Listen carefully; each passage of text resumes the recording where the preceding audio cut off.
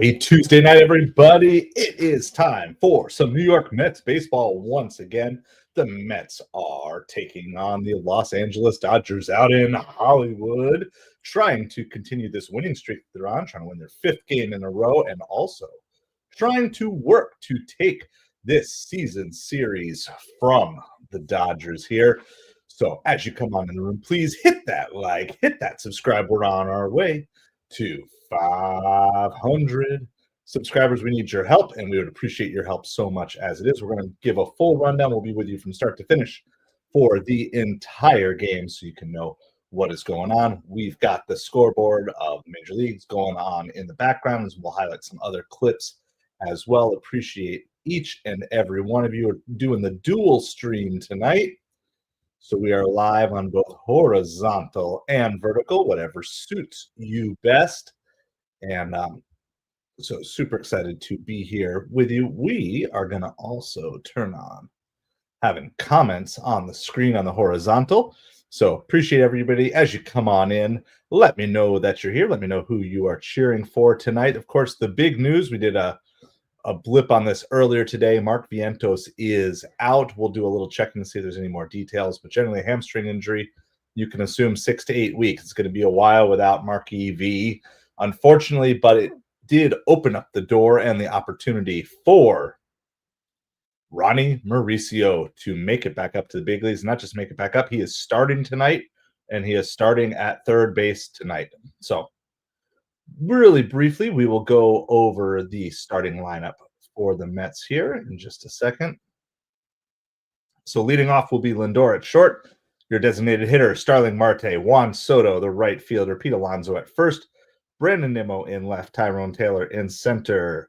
Ronnie Mauricio is hitting seventh at third base, Francisco Alvarez catching, batting eighth, and Jeff McNeil is second base and hitting ninth. So no Beatty, no Acuna, no Torrens, no Jared Young tonight. Those are your four bench bats that you have that will be available to the Mets. This game is going to get started in just a couple of minutes.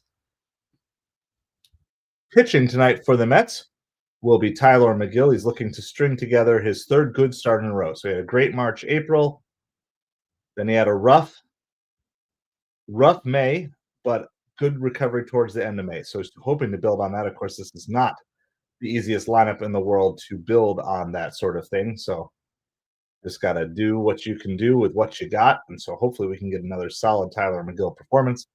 I would say anything 3 earned runs or less would be a great performance for Tyler here today.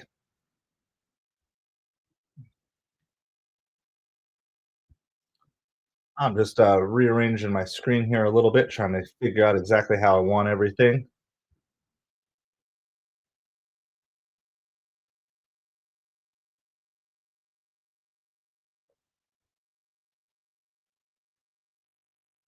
That works pretty well. So I appreciate everybody being here tonight. Again, as you come on in, please hit that like, hit that subscribe.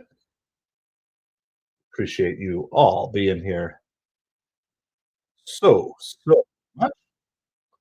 We are waiting for the game to begin. It's set to begin in about 2 or 3 minutes. While we do that,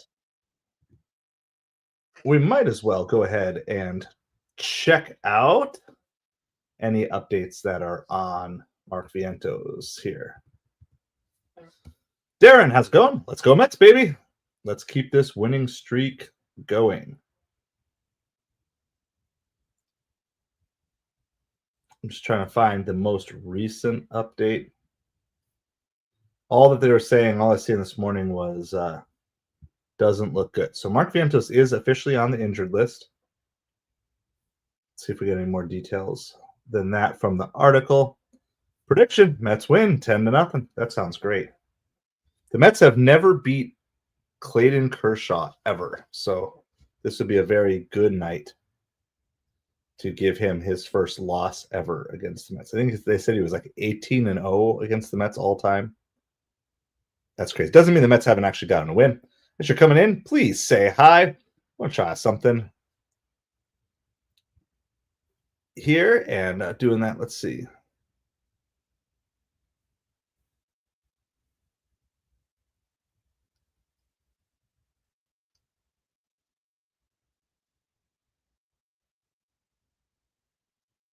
Yeah, one of the things that was notable for the Mark Vientos injury, obviously, we don't ever want to see anyone get injured, but Vientos did not have any options left to go back to the minor leagues, and it looked like he needed a little time and opportunity to kind of work on some of the kinks in his swing and get that stuff figured out. And so, in the course of his rehab, he is going to get a rehab assignment in the minor leagues. So he's going to actually get that little bit of extra work in the minor leagues. Oscar, how's it going? Hope you're doing well tonight. Everybody, as you're checking in, please let me know what team you are cheering for. Please hit that like, hit that subscribe. We're on our way to 500 subscribers. Our next checkpoint is 300, so we could really use your help. We're working our tails off to get to 500 subs by the All-Star break, which is like 7, 8 weeks away, something like that. So I could really use your help. Would appreciate it so much if you'd be willing to hit that like, hit that subscribe. We're still waiting for the game to begin, so don't worry, you are not missing anything. Okay, you're not missing anything. So, big news in Metsville is that Mark Vientos is out. Always cheering for the Dodgers to lose every day, Mets. Absolutely. I'm also hoping that Francisco Alvarez can build on his good game yesterday and keep that going. Of course, we're looking for the Mets to win nonetheless, but uh, MLB.TV just cut over to the Red Sox game. I have no idea why. I'm going to switch out. They literally just cut from the Mets game that I was watching over to the Red Sox. There we go.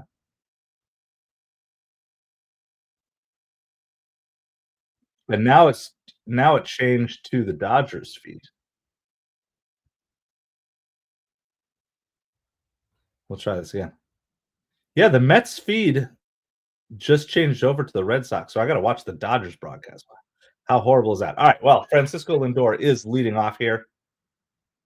Lindor skies this one out to center field. And so that's the first out of the game. Lindor is going to be retired. Rooting for the Dodgers not to win. Wow. Everyday Mets is already calling for the rally pig here in the first inning. Starling Marte, Juan Soto are the next two due up. What do you guys think about the consistency or lack of consistency of the lineup of Mendoza constantly moving people around? Most of you guys know I'm not a big fan of that. I would much rather there be some form of consistency that you have mostly the same players starting most every day. Uh, but that's just not how Mendoza likes to play it. So I'd love to know, am I the only one? This is kind of driving me batty. And there is a single out to right field for Marte. So that's going to be a one out base hit and the first base runner, first hit of the game for the Mets here today. And Juan Soto's coming up to the plate with lots of booze. We've got a little bit of power tonight. We got some peanut butter with peanut butter M&M cookies. So we're going to save those. It'll be celebration bites. Every time the Mets score a run, take a bite of cookie. Your cat is barking. Gub gub. First pitch to Juan Soto is a strike. I think you might want to go get that checked out. You trust Mendoza because he's made you look silly too many times. Fair enough. Fair enough. It just frustrates me. Maybe I just want to be so lazy. Just like having the same thing every day. That's inside corner to Soto. No balls and two strikes. Gub Gub, it sounds like you should not be anywhere near animals. Sounds like you got some animal issues. Thanks for hanging out with us here tonight. So we're streaming both on horizontal and vertical, whatever you prefer, whatever floats your boat. Here is the 0-2 pitch. That is low, just low. Of course, the Dodgers announcers say it's a strike. It was low. The Mets broadcast on MLB TV is still showing the Red Sox. So I'm stuck watching this Dodgers broadcast right now. This is popped up by Soto. Will Smith is able to make the catch in foul territory. It's going to be 2 outs. Your bird walks. If your bird talks, it would just be a parrot. If your bird walks, I mean, some birds walk. Some birds walk. Yeah.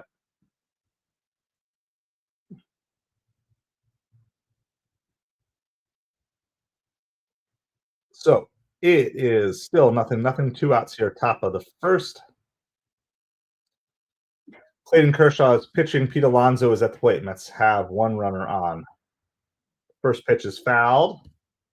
I am stuck. For those of you watching on MLB TV, are you having the same issue that I am where when I switch over to what is supposed to be the Mets broadcast, it's showing the Red Sox game? It's still showing. I'm stuck. Like, oh, there's nothing worse than having to listen to Dodgers announcers. Now, if it was the olden days and it was Vin Scully, I'd be all over that. But these guys, no. Throw over to first. Marte gets back. No balls, 1 strike to Pete Alonso. You're having the same problem, Darren? 0-2 to Pete Alonso. You're blackout to what? Oh, yeah, because if you're local, you're going to be blackout. It was like everything was fine. And right before the first pitch, it just switched over to the Red Sox on MLB TV. I wonder if I go to the Red Sox broadcast if they're showing the Mets. I don't know. I don't know. So we got the scoreboard going on the screen for you guys here tonight. Pete fouls that one away. It's probably a ball, but it's the type of pitch that you want to swing for when you have 2 strikes. You don't want to strike out on that pitch. Appreciate each and every one of you. Make sure you guys hit that like, hit that subscribe. It's back. All right, Pete fouls that one back. Let me check this out. Please, please, please. Yes, it is back. Thank you, Darren. So glad.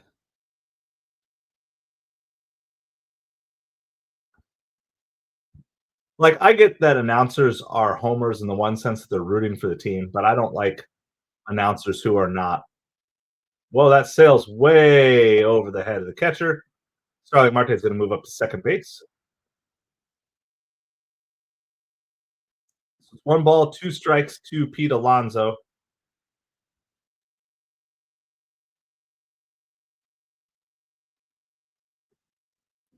So the Mets do have a runner in scoring position here. There are 2 outs. So, but now a single will probably score Marte instead of needing an extra base hit. Another foul, chop foul down the third baseline by Pete Alonso.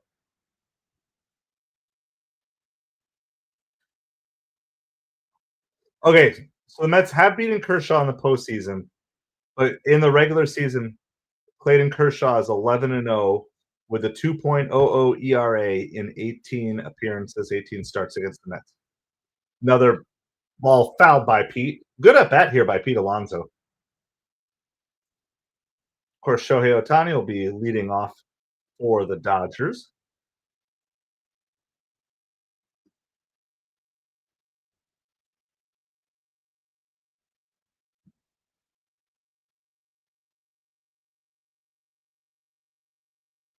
Curveball, he is hit out. The base hit out to center field.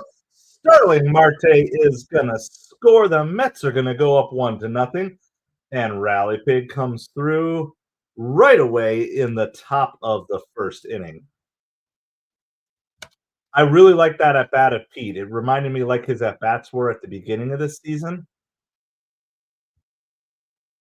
and it's just definitely feels like this offense is starting to click once again. Yes, Rally Pig did come through. Rally Pig broke his slump. 1 for 1. 1 run. So there you go. There's Rally Pig. 1 for 1 with 1 run on the night. Sumo Brandon Nimmo, talking about fish walking. Gub Gub. Sumo Brandon Nimmo is at the plate. How's it going, Tyga? Glad that you're here. We are English only in the chat, so please make sure you are in English. Yeah. Hey, we got to take what we can get, right? When you're slumping. Remember yesterday, Francisco Alvarez had like barely a hit, but then later in the game, he came back with a bigger hit. Sometimes all you need is the one hit for the slump buster. That's a strike down the middle to Nimmo. It's 1 ball, 2 strikes to Nimmo. When this team starts scoring runs in the first inning on a consistent basis, definitely makes the games a lot more fun as a whole. That's outside. Good take by Nimmo there. Oh, yeah, sorry. We scored a run. I get to take a bite of cookie tonight. 1 bite of cookie for every run the Mets score. You got to keep me accountable that I don't have any extra bites. Nimmo goes around there. It's our rally pig. It's just like our mascot. We've got a rally pig. We have a rally bear. We have our trumpet for Timmy Trumpets, Edwin Diaz when he comes out to pitch. And we have our pet rock for our rock solid relief performance of the day. So just all sorts of props that we have going on. So the Mets are up 1-0 right away as we go to the bottom of the first inning. Not a crooked number, just 1 run, but nonetheless, I will certainly take it. So we'll update the stream so we're horizontal and vertical, whatever suits you the best. D-Rails, how's it going? Well, Vientos is out. Ronnie Mauricio is up. So Mets fans, tell me what you think, how you feel about all this. Obviously, I don't think anybody's excited for the injury to Vientos. That's not the part. But are you excited about Ronnie Mauricio being here, being up, being in the starting lineup? He is batting 7th, so we should see him next inning, right? Yeah. Yeah, Mauricio is due up 2nd next inning. He's playing 3rd base tonight. So once again, this Mets roster rotation situation just keeps, it's hard to find clarity, and Mendoza keeps trying to find spots for everybody. So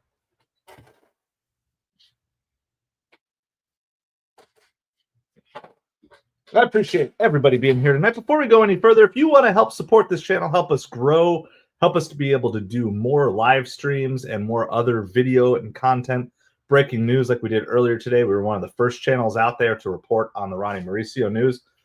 I thought about putting a video up even before everybody else. But anyway, if you are interested in helping support this channel, what you can do is you can just go right to the pinned comment and you can join our Patreon. There are levels as cheap as $5 a month.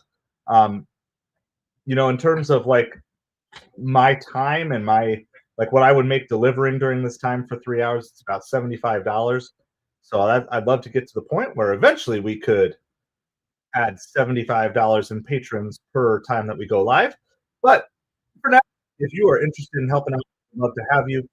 Special shout out to our current patrons, Darren and Pfeiffer. Thank you so much for supporting this channel. And if you want to get your name shouted out, go ahead, join the Patreon. One of the best things that we do on there is give you early access. Our next video that's coming up is 3 up and 3 down. We're going to be talking about 3 teams that are on the rise, 3 teams that are on the fall, and you get early access to videos before the rest of the YouTube world does. And once we get a handful more people, we'll start doing like a special patron-only exclusive videos that'll never go live, never go public on YouTube. It'll just be patrons only. But again, if you want to do that, if not, if you don't have the money, don't want to do it, don't like me, that's perfectly fine. You don't have to support the patron. We're glad that you are here. Anyway, it's 1 ball, 2 strikes to Shohei Ohtani. Shohei Ohtani, of course, is always a threat to hit a home run, but he's also always a liability that can strike out. And he did both yesterday. He struck out twice and hit a home run. The key thing, I actually kind of wonder, what do you guys think? Oh, nice. Called 3rd strike on Ohtani by Tyler McGill. Do you think that the Dodgers should move Ohtani down in the lineup so he can hit with runners on in the first inning every once in a while? I understand the draw for putting your best player in the number 1 hole, but I don't know. You guys let me know what you think. And who am I to question Dave Roberts as well? Yep. Yeah, I mean, if the Mets had traded Beatty, this would be. I mean, Ronnie Mauricio would just step into your full time, everyday third baseman. So you got to be careful that you don't shoo guys away. You need depth. People are going to get hurt. It's just the nature of the game. It doesn't matter how durable your team is or anything like that. You got to do that. Yes. And then in terms of Vientos getting healed up, you want him to get healed up fast, but you also don't want him to rush back because I'm sure we've all seen guys who have hurt their hamstring and then they rush back too quick and they just weren't able to handle it. Mookie Betts singles out to right field, gets a one out base hit and a base runner for the Dodgers here. So it's 1-0 Mets.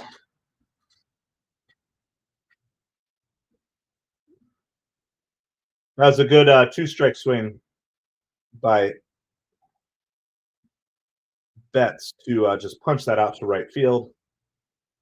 So Mookie Betts is back in the game tonight after being out yesterday, and I think he missed all the Yankees series as well.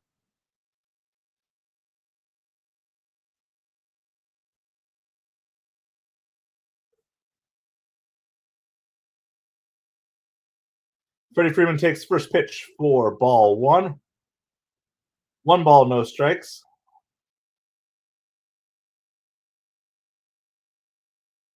That's a nice pitch on the inside corner by McGill.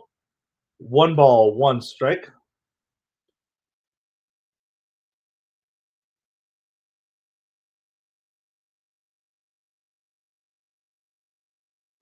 Here's the 1-1 pitch to Freddie Freeman. Just outside. 2 balls, 1 strike.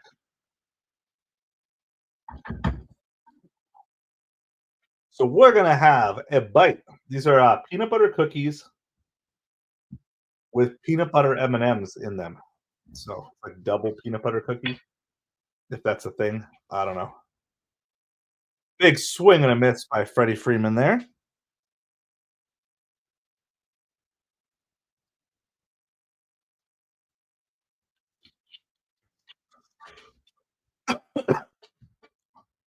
Mauricio is in today simply because you don't want to call a guy like him up from the minors and not let him play right away. Freeman hits this ball all the way down the right field corner. Mookie Betts is going to score on the play.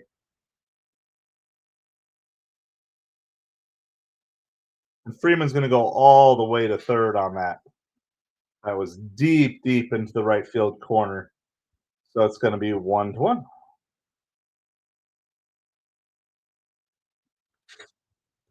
McNeil, McNeil should have just thrown the ball.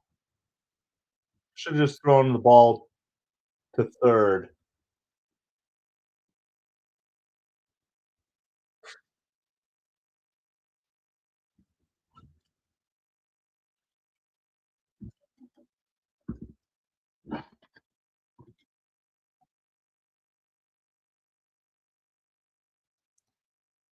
So both McNeil and Freddie Freeman basically blundered on that play. Um, but the way it works out, Freeman is the one who ends up safe at third.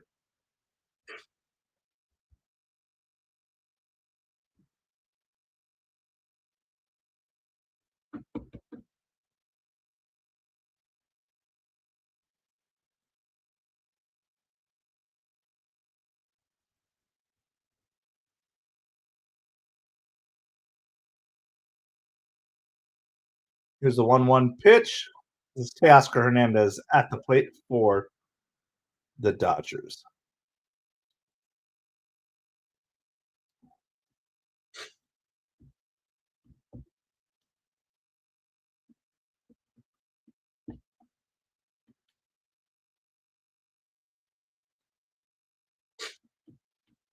I don't know if McGill's our worst pitcher. He's he's one of our better strikeout pitchers.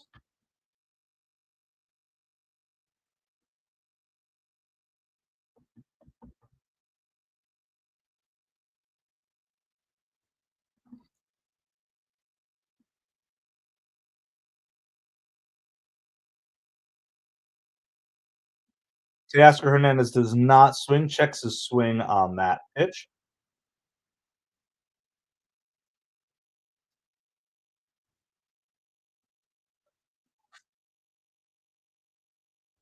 I have I still don't fully trust Griffin Canning for a full season yet. I don't think you have to label a worst pitcher. I think it depends on what you're looking for from the pitching performance overall. Um,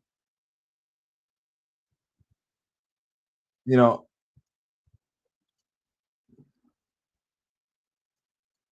it just depends. McGill is still in development.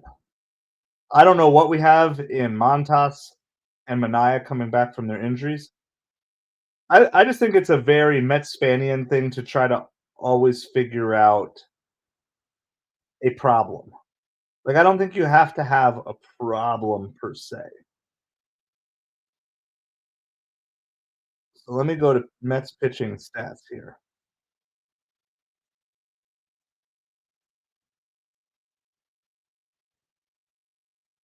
Let's see.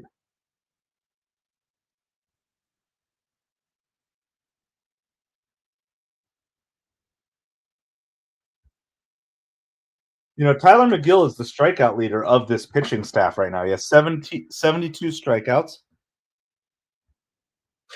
You know, if you want to say worst as in the sense of he's our number 5 starter, that's fine, I guess. But I think just labeling him as the worst, I I don't think he's the worst in the sense of he fits the role that you would want from a number 5 starter. Obviously these are some tough games here that he's in. McGill's last 2 starts are good. He had a couple of rough starts, probably 3, 4 rough starts, end of April, beginning of May. His last 2 starts have been solid, though.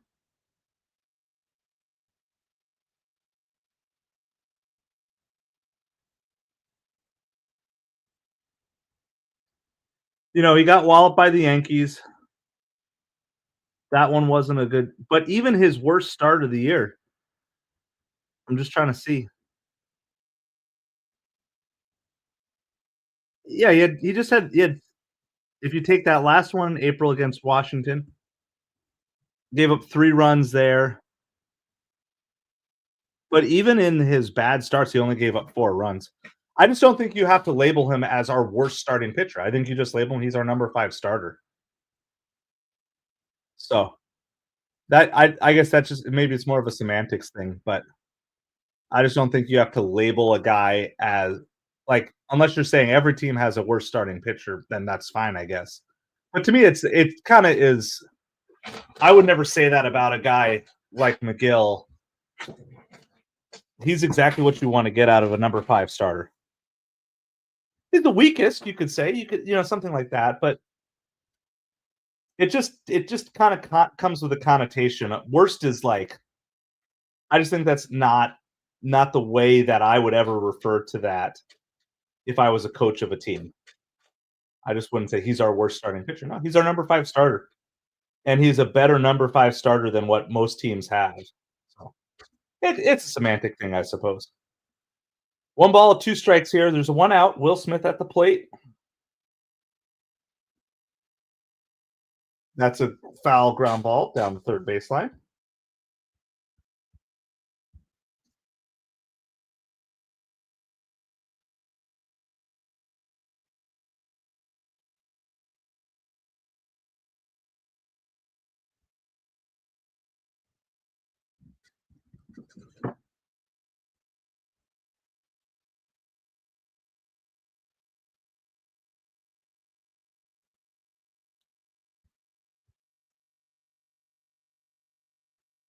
Tap to third base. Mauricio fields it, throws over to first to get the out. Another run is going to score for the Dodgers here, though. It is going to be 2-1 Dodgers. Nothing Mauricio could do about that one.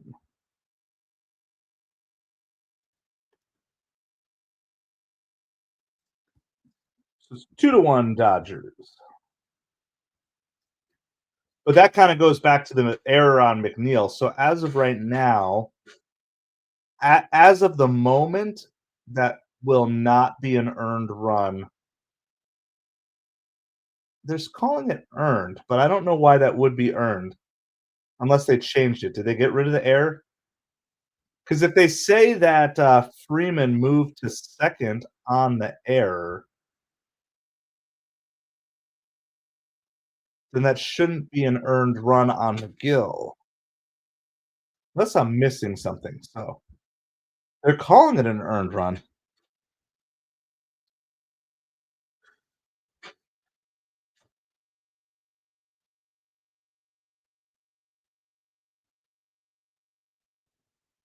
Someone who's maybe more knowledgeable about scoring than myself, let me know.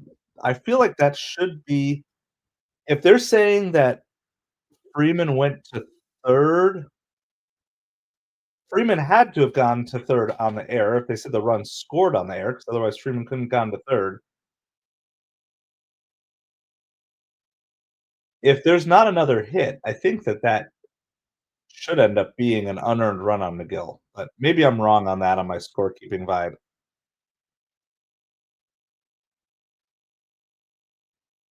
Mac Muncy ripped that one. That's destroyed. It's gonna be 4-1 Dodgers.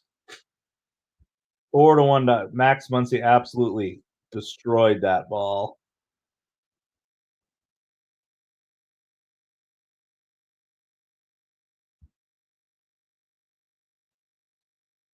Regardless, that is not the first inning that Tyler McGill wanted. That resolves the issue of it being an unearned run. It's definitely an unearned run at this point in time.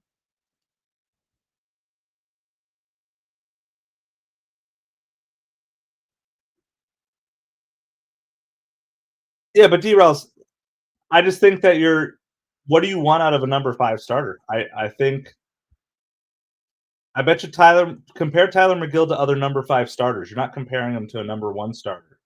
And really, you're comparing him to, what did he come in at the season as? The number 8 starter? So, you don't need your number 5 starter to be good under pressure. You need your number 5 starter to eat innings. And that's a much more, I think that's the much bigger concern. And I think the other bigger concern too is, how come our pitching coaches have not been able to develop McGill beyond March and April? I feel like there's something there in the training regiment that needs to be fixed. Because obviously he has the stuff that's good enough when the players are kind of cold in March and April. And then as the bats heat up, he's not able to make the adjustment, which is very interesting as a strikeout pitcher, because you would think a strikeout pitcher would be able to handle it better as the bats started heating up.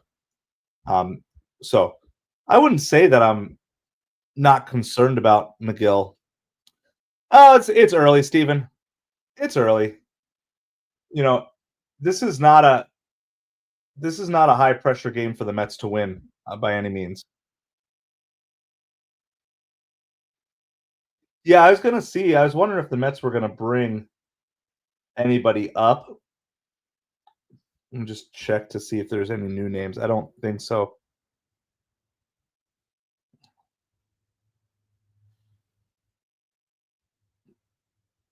Was Waddell was recalled today? Maybe there's, yeah, the bullpen is going to be razor thin. The Mets. Here's the other thing too. Not just talking about tonight because he's given up 4 runs, but in his other starts, when Tyler McGill is giving up 4 runs, that should be plenty of. There should be enough offense. The Mets need to score more runs. Vito, like, how's it going? Hope you are doing well tonight. The Mets need to score more runs consistently, day in and day out. There should be, Mets hitters need to remove this pressure from the Mets pitchers in general and allow them to go deeper because they have a larger margin of error. So, one of the things that people are not talking about, people are talking about how shallow did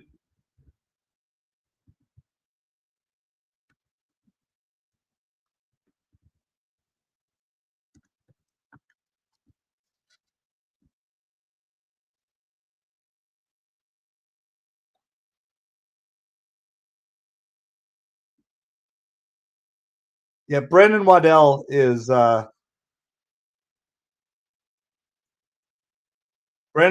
available today, everyday Mets. No, I'm not talking about this game, derails. I'm saying in the other games where he gave up 4 runs. There's no reason that 4 runs should be the death knell for this team.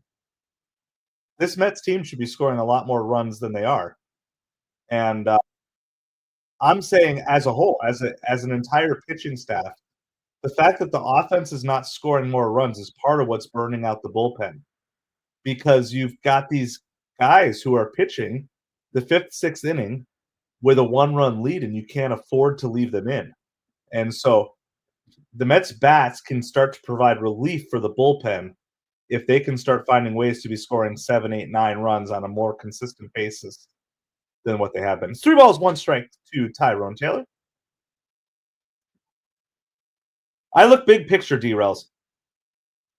I look very big picture with things. And that's a walk to Tyrone Taylor.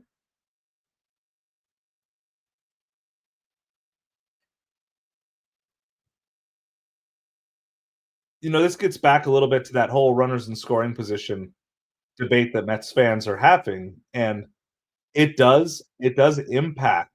It's a team sport, and everything that happens impacts it. All right, Ronnie Mauricio with his first at bat in the major league since 2023. First pitch is on the outside corner. Strike one.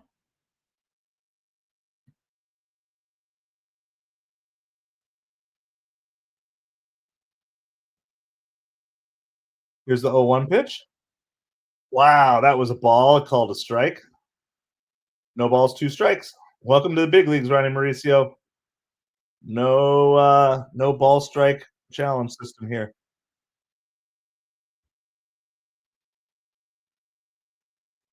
That's ball low. Not called a strike that time. 1 ball, 2 strikes.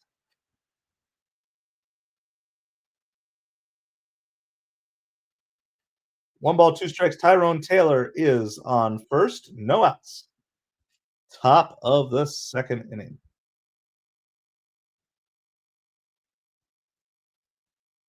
That's high. 2 balls, 2 strikes.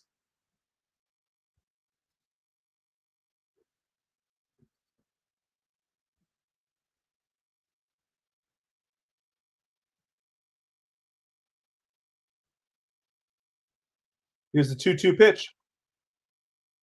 That's fouled off his foot. It goes fair, but doesn't matter. It's a foul ball. He hit it off of his foot. 2 balls, 2 strikes, no outs. Top of the 2nd. Mets down 4-1.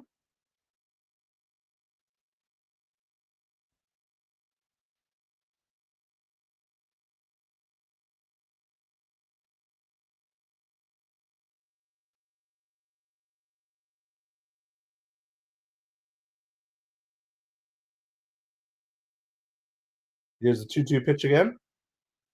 That's chopped to short. Throws to second and to first, and a double play. That's going to be 2 outs in the inning. And all the fair weather Mets fans want to send Ronnie Mauricio back to the minors because he grounded into a double play. If you go back and look at Mauricio's stats from 2023 up in the majors, I mentioned this earlier today. Don't expect that he's going to be just lighting the world on fire. He brings the spark, he brings energy, he brings speed, he brings dynamic, but he doesn't bring a high batting average based on his 2023 results. Doesn't mean he can't. But this is not AAA, and the life is got to be earned. Everything's got to be earned in the majors. Francisco Alvarez is at the plate. 1 ball, 1 strike to Francisco.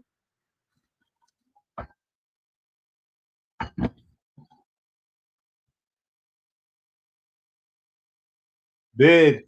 See, that's the big swing that Alvarez needs to get rid of.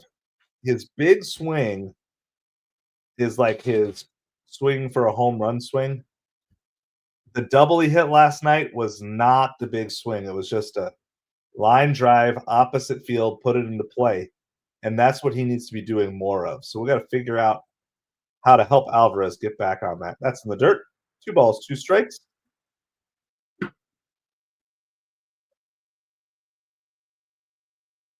If Mauricio's a contact hitter, I think maybe they should consider putting guys in motion a little bit more in front of him.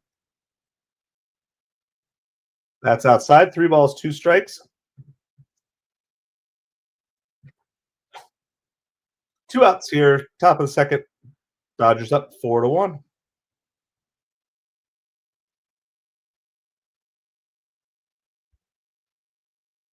The only pitch during that at bat. Yeah, he got a couple of rough calls there. I do agree, Lounge.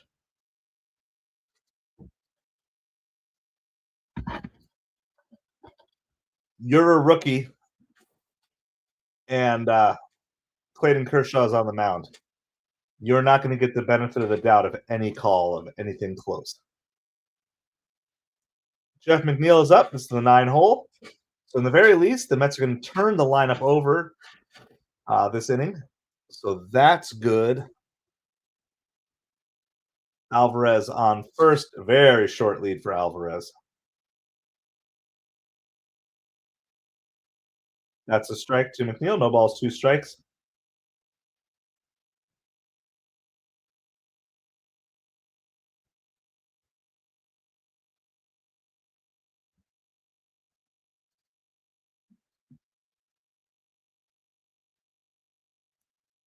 McNeil hits this one out to left field. Conforto makes a couple steps back. That's going to retire the side. We're going to head to the bottom of the second inning. It is 4-1. Dodgers over the Mets. Appreciate all you guys being with us here today.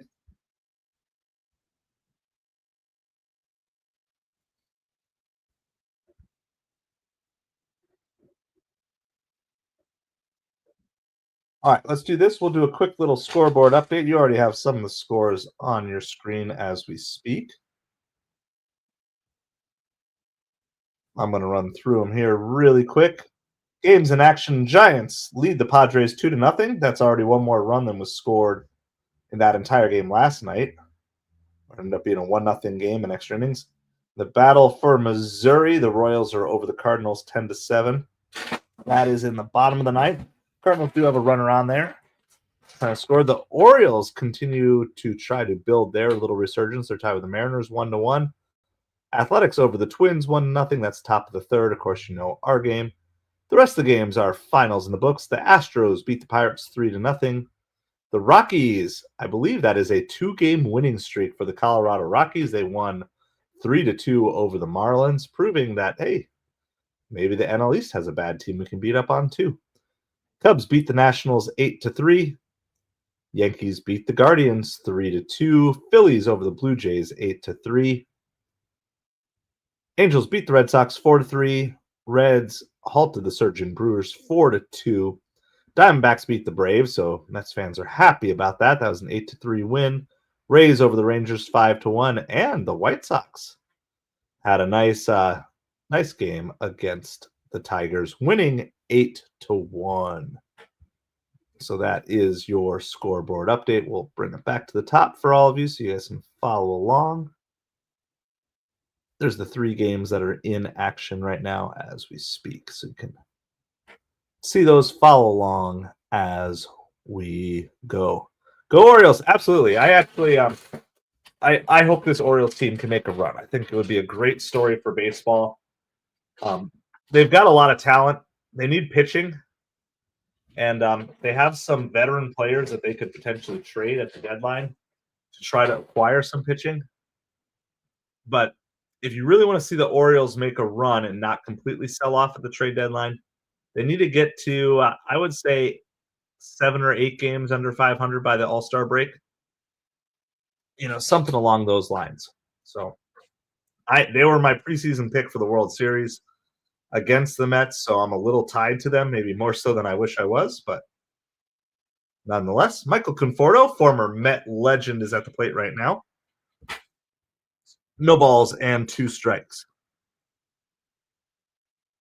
Everyday Mets, no worries. These games get late. So I totally get it. Have a good night. Hopefully the Mets can turn this around. They need a little bit of sleeping power for you. Count as 1 ball, 2 strikes to Michael Conforto. McGill looking for his bounce back inning this inning. That's fouled away.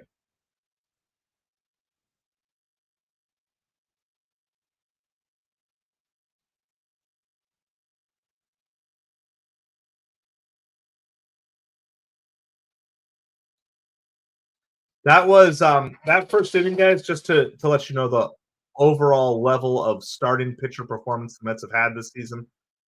That was the first inning this entire season. The Mets gave up more than 2 runs in the first inning. So that's pretty good. Of course, the Mets are still one of 2 teams not to have gotten swept yet this season. That's hit to the right side. McNeil fields it, throws over to Pete.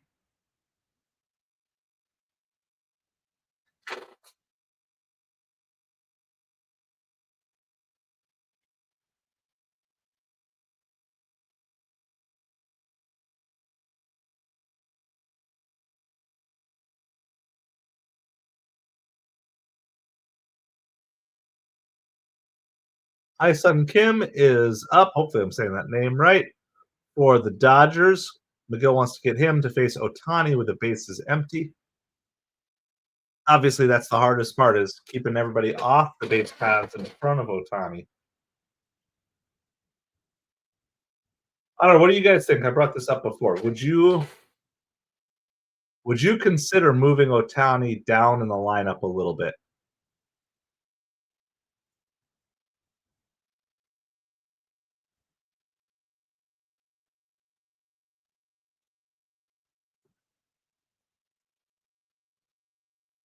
I just wonder if ooh, Kim fouled that one off his own leg. Senor Pesky, yeah. Darren, will McGill settle down? Well, D-Rails is convinced that McGill is washed. He's our worst starter. Um, the one thing I have liked about the Mets starters this year is even when they've had bad innings, they have found ways to not let the damage get out of control. I'm joking, D-Rails, by the way. But um, this this Dodgers lineup is not an easy lineup to go against. So I think the only unfortunate part was that the home run he gave up was to Muncy. It's like if you're giving up home runs to Otani, Betts, and Freeman, it's kind of like, well, welcome to the club. But when you're giving up home runs to Muncy and Pajes and Conforto, that's when it's a little bit rougher. There's a swing and a miss.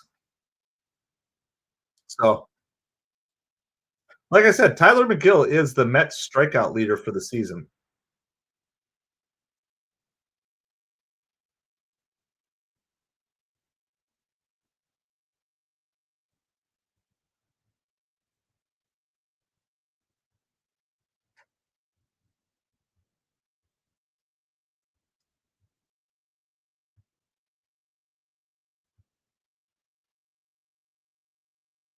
Big swing and a miss by Otani. There's 2 outs here, bottom of the second. They're actually Keith Hernandez is talking about the same thing I am. You can see what generation I'm from. He doesn't like that Otani's hitting as the leadoff hitter, and I kind of agree. I think it's new school baseball taken over the logical side of old school baseball.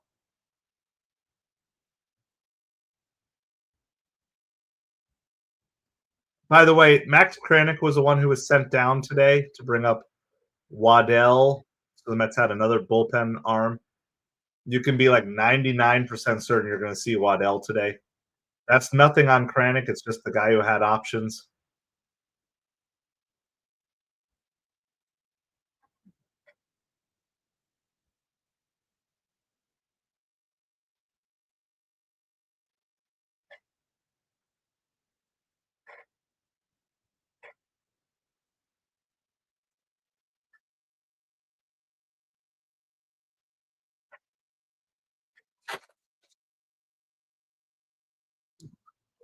Yeah, I think there's something to that. I understand you want his spot to come around the lineup as quick as possible late in the game, but yeah, I tend to think that you're wasting a lot of his home runs, especially early in the game, by not having players out in front of him. This is fly to left field. Nimmo gets under it and makes the catch. So there's a 1, 2, 3 inning. So obviously, there's still a lot of work to go, but that is exactly the inning that was needed by Tyler McGill that time. Now, there's still a long, long way to go in this game.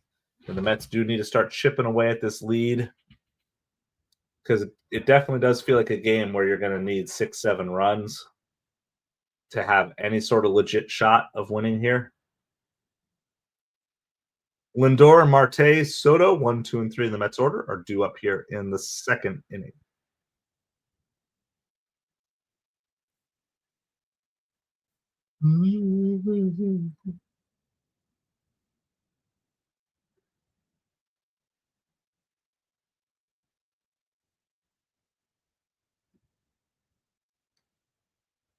So appreciate everybody being here. Make sure you hit that like, hit that subscribe. I know we're up a little bit on the subscriber tonight.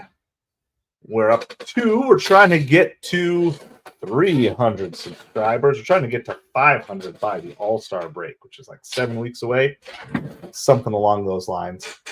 And so we could definitely use your help in growing the channel, and appreciate you guys hanging out with us here tonight.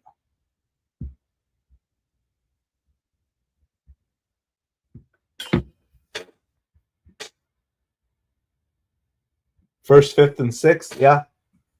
And the third time through the lineup, that's not just McGill. There's a lot of pitchers who struggle the third time through the lineup. And he had two good outings in a row. You're going to get ups and downs from your number 5 starter. Like, that's just the nature of baseball. And just like I think people overreact kind of one way or the other to a lot of different things. People are like, well, the Yankees can't be the second best team in baseball because they gave up 18 runs to the Dodgers. Well, if you believe that, well, those same Yankees beat the Mets 2 out of 3 games. It's like individual games really don't matter that much to me. I don't know if I just got immune to the panic culture of New York media growing up listening to it all the time. It's like the vast majority of all the stuff they talk about doesn't really matter at all.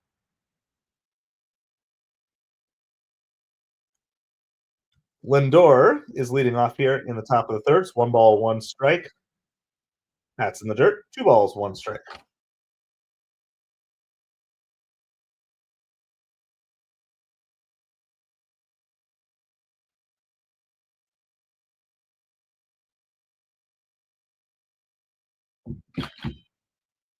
That is line up the middle, and the Mets have a leadoff runner on.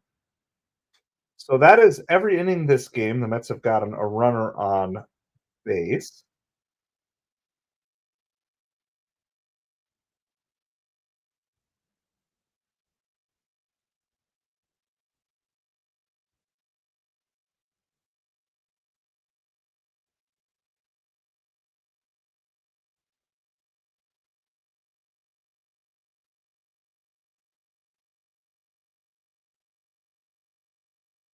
All right. Starling Marte is up. He had a hit in the first inning. Looking to build on that again this inning here as well. First pitch is a strike to Marte. He also scored the Mets' only run so far this game.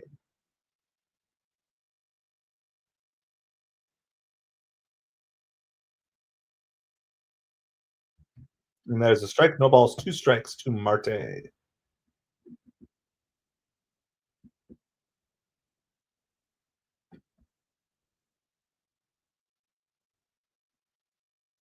This is a chopper to Kershaw. He's going to throw Marte out. Lindor's going to move up to second. Yeah, I feel like the Mets need to be stealing more. Kind of going back to last inning too, when Mauricio is up. I feel like putting the runner in motion there, putting Tyrone Taylor in motion would have been good. Just give something else for the fielders, the pitcher to think about. If their focus is on a runner, then it's not quite as much on the pitcher. That's low. 1 ball, no strikes to Juan Soto.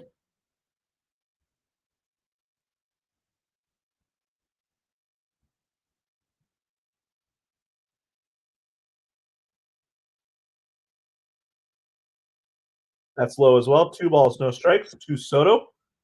Mets do have a runner on second with 1 out.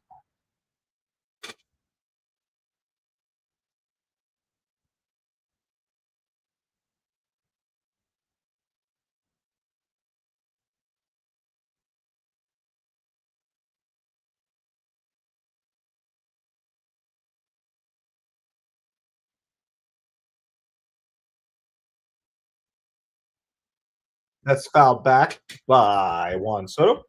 2 balls and 1 strike.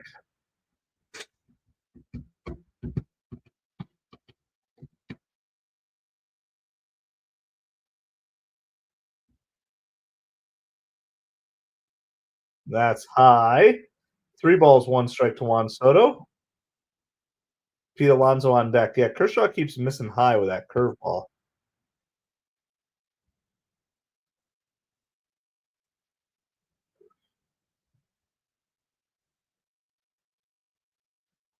And remember, the Dodgers bullpen is just as taxed as the Mets bullpen.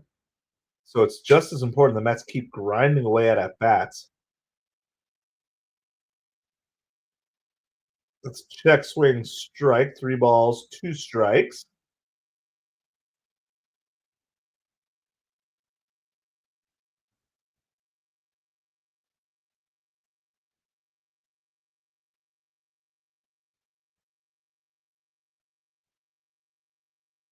Soto fouls that one back. It remains 3 balls and 2 strikes. Kershaw's up to 55 pitches in the third inning. That's not too bad from the Mets' perspective. Mets have a runner on second with 1 out. 3 balls, 2 strikes to Juan Soto. Kershaw has not been perfectly sharp, but he has been enough for the Dodgers so far. Oh, Juan Soto rips that one. It is high. It is gone. It's a bomb. Soto for Juan Soto. That's Juan Soto for Juan Soto. And Juan Soto comes through a huge hit. Oh, it is nice to have Juan Soto on this team when he is hitting well. That cuts the deficit to 4-3. And the Dodgers came out punching, and now the Mets have counterpunched. That was a beautiful, beautiful. And because I'm eating cookies, I get a 1 bite of cookie for every run. As Pete Alonso grounds out to short, stop here. I get two bites of cookie.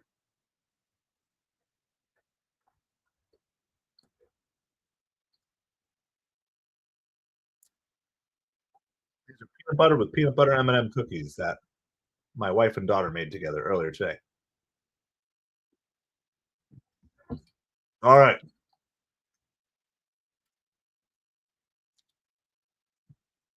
And Nimmo flies out to deep left field in foul territory.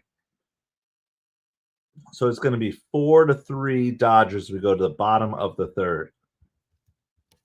It's going to be one of those games where there's no pitching and lots of runs. And once again, these bullpens could get crazy wild. First team to, what do you think? First team to 12 wins?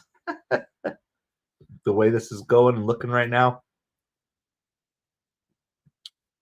It's good to see this team punching back, though. That's one thing that I think they've kind of lacked throughout the season. All right. Somebody's sending me messages about something on Facebook Marketplace.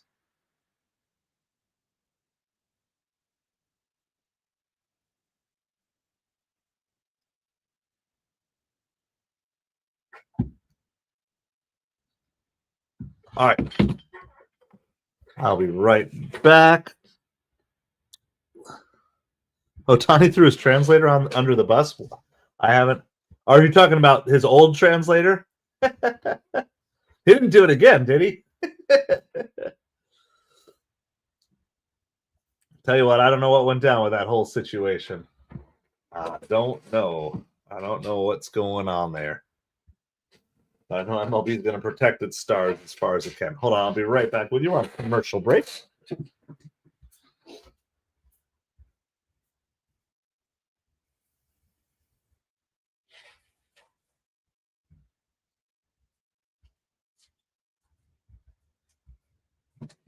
Appreciate everybody being here. Make sure you hit that like, hit that subscribe. Let's go Mets, baby.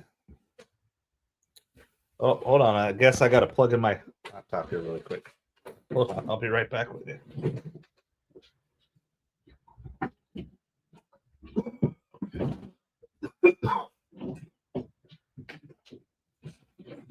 Make sure we're charging. Don't want to lose power in the middle of the stream.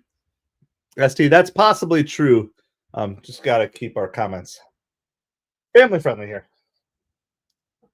Family friendly, F-bomb free. But I appreciate you being here. Yeah, I mean, MLB's a business. They're going to protect their business assets as much as they possibly can. How goes Mookie Betts leading off for the Dodgers this inning? Mets have pulled closer. Now they got to figure out how to keep it close.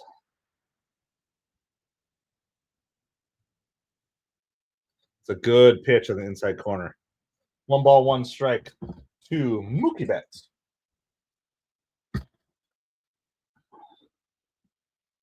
Soto just hit a home run for you. Well, maybe he did it again. Maybe you're super ahead on the stream. That's fouled away. 1 ball, 2 strikes.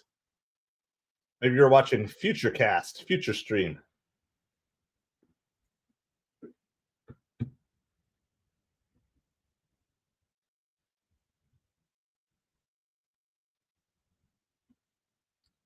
Absolutely. Hit that like, hit that subscribe. Your Angels won, Patrick. That's awesome. I've become a big fan of Taylor Ward this year. Been cheering him on. And I kind of had the Angels as a surprise contender to make the playoffs this year that not a lot of teams had on their radar. Hope they can stay in this race.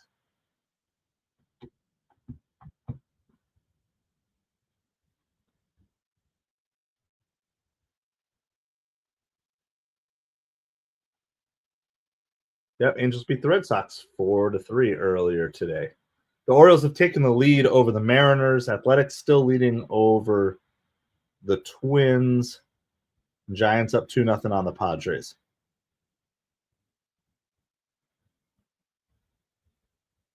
I think Mookie Betts just fouled a ball off of his injured toe. Yep.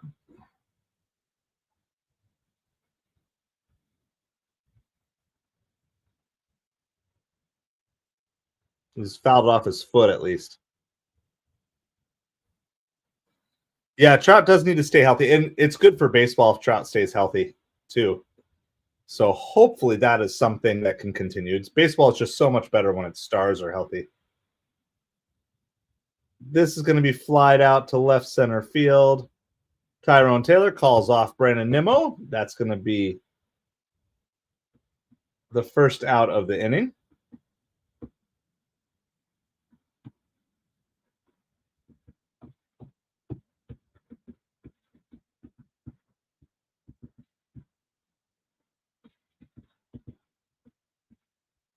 Freddie Freeman is now up for the Dodgers.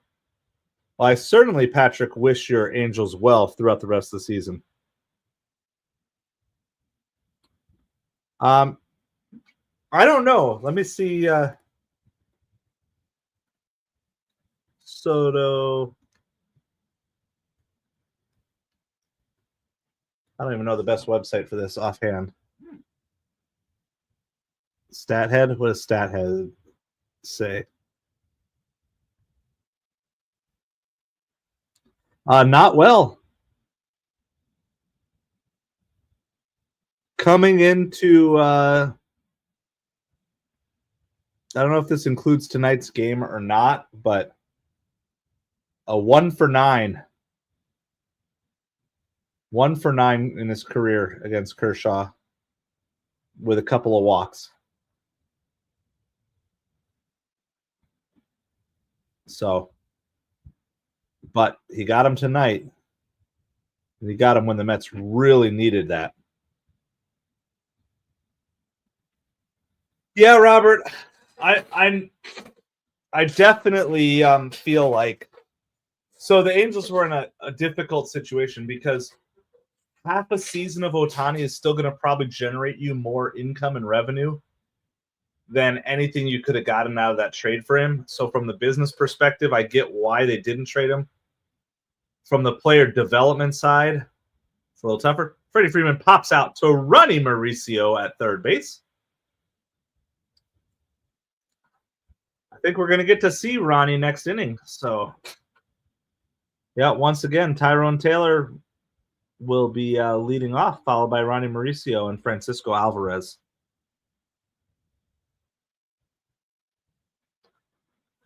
Thank you, Patrick. I try to be a student of the game. I love the sport of baseball. I am a Mets fan, but I try to be a student of the game.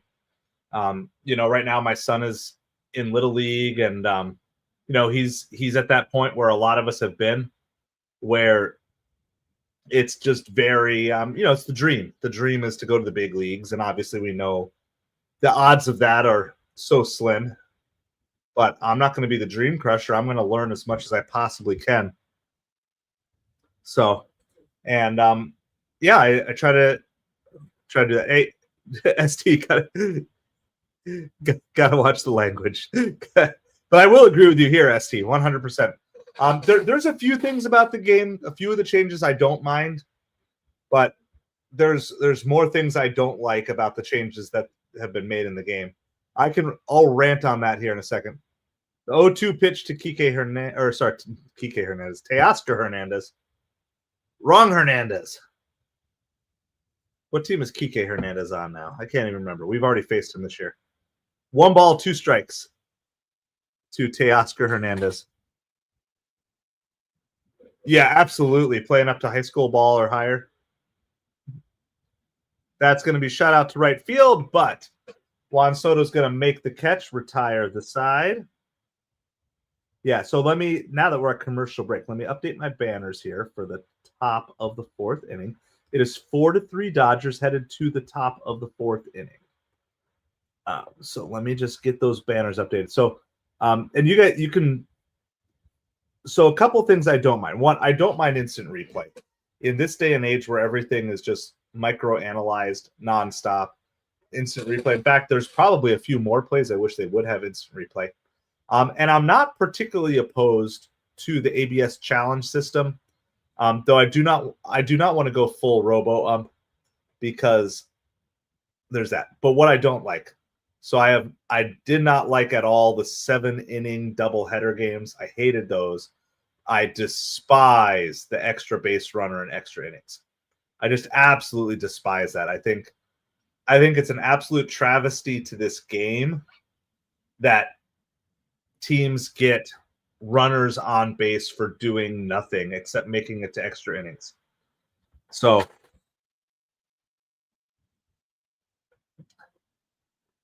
I just hate that part of the game. This isn't necessarily a Manfred thing in particular, but I like analytics for judging individual performances, but I hate how analytics is running the game right now. And I definitely want to do that. Yeah, I agree with you. Yeah, I don't know anyone who's been a longtime baseball fan who likes. And look, the Mets benefited from it last night, right? But I just don't. I don't even know who it's the advantage. Sometimes the advantage is the away team, sometimes it's the home team. but I hate what it does to pitchers. It's unfair to pitchers to have to come and pitch in distress, and so I don't like that. And I don't like having the designated hitter in the National League. I despise that as well. If I could have my choice, I'd have no designated hitter in either league. But yeah, I do not like the universal designated hitter.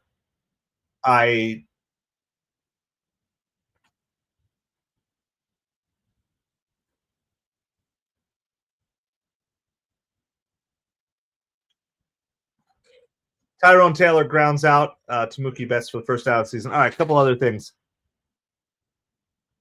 Yeah, no, I agree, and I was talking about that with one of the parents today because my son is playing 10U All Stars, Little League All Stars. He's a 9-year-old. He's playing 10U All Stars, and which is great. But like some of these kids at 9 and 10 years old are throwing curveballs, and all the science says that you should be throwing curveballs at this age. Like, I don't care if my son strikes out on a curveball from a 10-year-old. I'm not going to have him pitching curveballs till he's much older. It's just, and as you get higher up, all that matters is velocity, velocity, velocity. And again, this is kind of the overall. And some of these things aren't Manfred exactly, right? They're Manfred tangent things. They're not like Rob Manfred isn't going out saying you must only pick pitchers who pitch with the highest velocity. But we got it in the discussion tonight is, would Greg Maddux ever even make it to the major leagues in today's game? You know, yes, he was phenomenal, but his pitching style, at least I'm saying pitching the way he pitched, would he have done? Maybe he would have made the changes to make the majors, and I think this is the unfortunate thing is you have so many guys. But all right, a couple other comments. Patrick, you miss Ohtani so much. Loved him on the Angels. He made the right move. Absolutely, he made the right move. And Ronnie Mauricio grounds out to the catcher. That's going to be 2 outs here in the 4th inning. So I agree there. You've disliked it as well, Lounge. Yeah. ST. Starting pitchers go at 5 innings, and we have to hear how great of a start they had. Yeah, I agree with that. And then, Lounge, you were asking, do my son and I watch YouTube videos together? And Stuffer goes, absolutely. And the other thing that we do is when something's not working, you know, whether usually with his swing, but when something's not working with my son's swing, I'll film his swing and then we'll go back and watch it because he doesn't always realize what he's doing. And that's a swing. He held it. Alvarez holds the swing there. 2 balls, no strikes. I thought he went on that one. I probably would have rung him up and not rung him up. I would have called the strike on that at first base. But yeah, I mean, so we do use the modern technology. I'm not against technology, but I'm against some things are not Manfred's fault. That's a strike down the middle. 2 balls, 1 strike. We need more Terrens. I'll tell you what, Terrens has been a absolute surprise for this Mets team, and I'm a big proponent of having 2 decent hitting catchers on your roster, and especially with all the years that we had to deal with some of the less than desirable catchers we had before Alvarez came to town. I know Alvarez is struggling a little bit. That's a strike. 3 balls, 2 strikes to Alvarez. But I like feeling like there's no downgrade from Alvarez to Terrens. They each have their strengths and weaknesses. Alvarez is really good at that back pick at first. Terrens is really good at throwing runners out. Alvarez is better. Yeah, I think we can win with both. I mean, we won in part because of Alvarez last night, too. Alvarez is stressing too much. He needs to go back to his old swing. He made a swing adjustment to be more like JD Martinez, and I just don't think it's panned out. I'm not going to tell him he should switch it, but I certainly feel like he would be better to go back to his old swing. There's a grounder to third by Alvarez. Muncy throws out Alvarez. That was a good at bat for Alvarez. At least made it Kershaw pitch a little bit. Kershaw is up to, what's his pitch count up to? 70? 70 pitches through 4 innings, so that is not bad. If the Mets can get Kershaw out after 5 innings and then start working on this bullpen a little bit, I think that is a good sign. So both bullpens are taxed. Of course, the The Mets brought up one pitcher today. Max Kranick was sent down. That's just a temporary thing, right? It's not like, but the Mets needed to have some other pitcher. They brought Brandon Waddell up.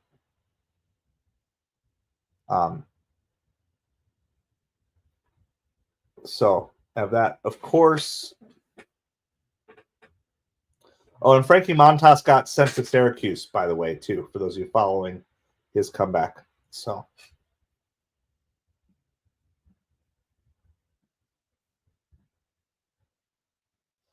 we are on commercial break as we speak. So appreciate everybody being here. Make sure you hit that like, hit that subscribe. We are on the journey to 500 subscribers. We're trying to get there by the All-Star break. So every like, every sub, every comment, they are all so helpful in the YouTube algorithm, helping get out what we do. We're trying to bring as many of these games to you. If you like this coverage, you want to help support this channel, help us get off the ground a little bit more, you can see the pinned comment in the chat is for our Patreon, patreon.com/MetropoliFins. You can sign up at all different support levels, 5, 25, and 50, I believe, are the 3 support levels. Any level that you want helps support this channel, helps us bring more and hopefully eventually better content to you as well. If you don't want to, don't have the money, don't like me for any reason, that's perfectly fine as well. We're just glad that you're here anyway. But if you do want to financially support the channel, it is always, always, always much appreciated. And as we can grow this channel, build more margin in, we're just doing this right now because we can't do the whole YouTube membership thing quite yet. We got to keep building the channel. But between now and then, special shout out to our first couple of patrons, Darren and Bifer. Appreciate you guys supporting this channel, helping us grow. And as a thank you, you get early access to some of the long form videos that we have. All right. Go to the bottom of the fourth. Will Smith is up. Snowballs, 2 strikes. Tyler McGill had an atrocious first inning. No sugarcoating it. It was not good. But so far, yes, I have passed on the Mets fandom. And during summer vacation, he knows he's allowed to listen to Mets games, even late night games like this. So, yeah, I don't know if he's actually listening right now. Sometimes he actually listens to this broadcast too. So sometimes he'll listen to me to follow the game, which is kind of cool. Other times he'll either put on the Mets radio, listen to Howie Rose, or put on the video and listen to Gary Cohen. He gets his choice. He has 3 commentators that he can choose from. I don't know if I'm his favorite, but I'm the one who feeds him, so that counts for something. 2 balls and 2 strikes to Will Smith. Tyler McGill has actually retired 7 in a row. That is popped out to right field. Juan Soto makes a nice catch, reaching over the wall. I didn't think he was going to get that. Good job. Good job, Juan Soto. That's one of the better defensive plays I've seen Juan Soto make out in right field.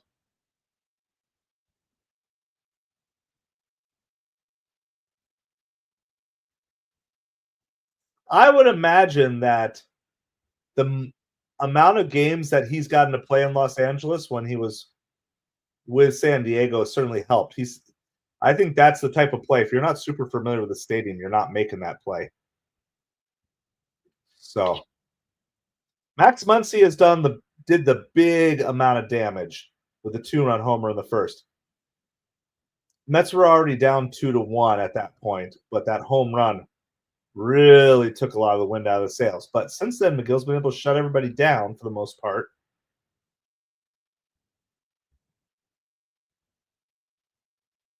Let's see if he can get past Muncy once again here. That's in the dirt. 1 ball, 2 strikes.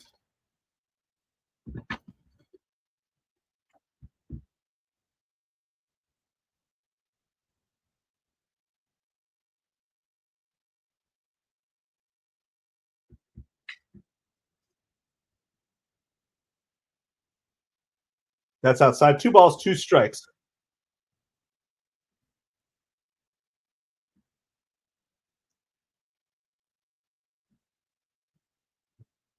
Mets are down 4-3 in the bottom of the fourth. Tyler McGill still pitching. Oh, I got Muncy swinging on a good pitch.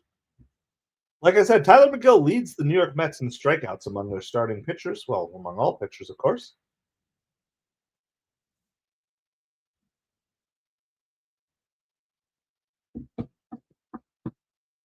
So we got 2 outs.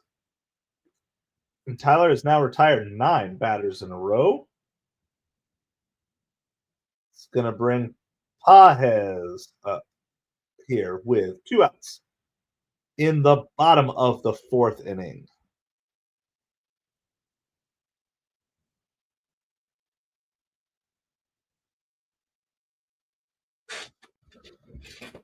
All right.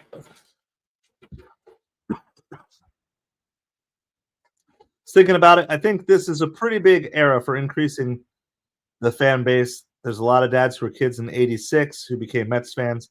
Yankees weren't good in that era. Pages shoots the ball out to right field, and it's going to be a stand-up 2-out double for Pages there. Yeah, dads who were kids in '86 who became Mets fans. The Yankees weren't good in that era. That is, I'm sure, 100% why I became a Mets fan growing up in New Jersey in the '80s, because the Yankees were not good and the Mets were, right as I was coming into my love for baseball. So, had 1986 not happened for the Mets, there's a very good chance I probably never would have become a Mets fan. So, and since '86, that's all I've been holding on to in my Mets fandom as well. So yeah, it is. It's a good time. No, it's a good theory. Michael Conforto is at the plate. First pitch is a ball. 1 ball, no strikes. Yeah, I mean, it's the right time. It's the right time for the Mets to take dominance in New York. Even a decade, even if they could do a dominant. Oh, that's a beautiful pitch called a ball. Ronnie Mauricio had a couple of balls called strikes against him. That was a strike called a ball against McGill. Yeah, no, Lounge. I think you're onto something there for sure. I think you're onto something. And that's outside 3-0. So after cruising through the last 3 innings, he's hitting a little bit of a bumpy spot again here. McGill's pitch count is up to, this is going to be pitch number 80. There's a strike down the middle. By the way, not only did the Rockies win their second game in a row, they actually won a series.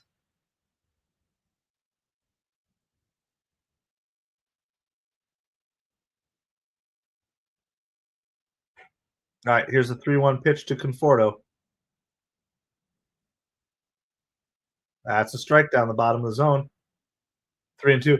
That was the same pitch, basically, that was not called a strike earlier in the at-bat, so that should be a strikeout.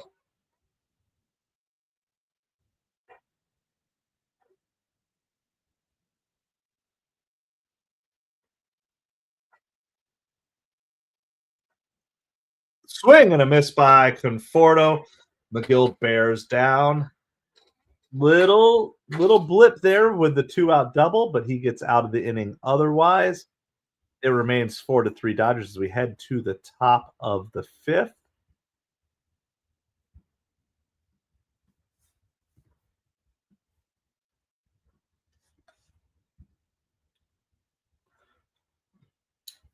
Due up for the Mets is, I believe, if I have it right, Tyrone Taylor.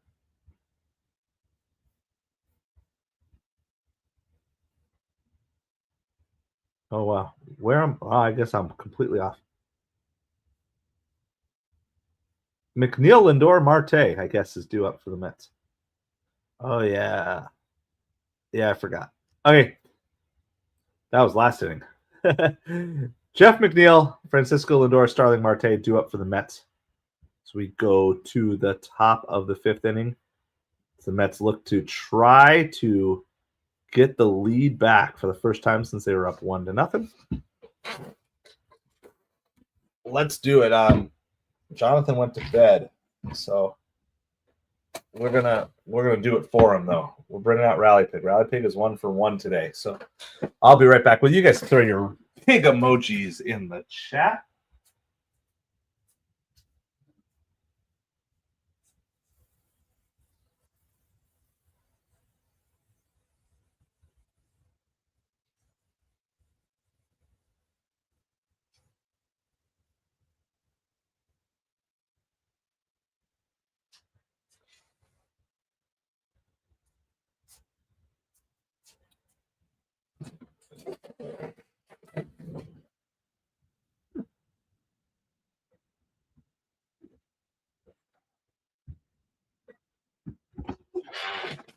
We're gonna drink a little bit of the juice of Newt.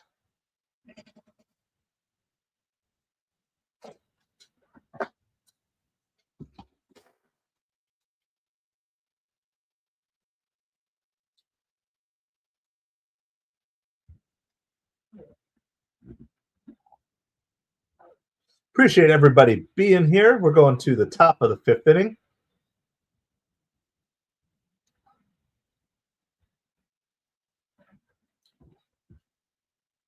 McNeil rips that first pitch foul. It's going to be an 0-1 count to start out the top of the 5th inning. We got Rally Pig.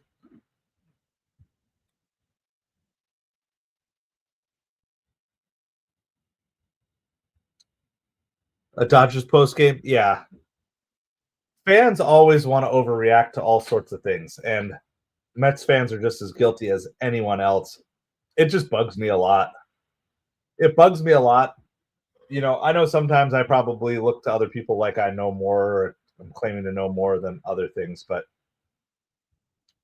the things that upset fans just don't really upset me.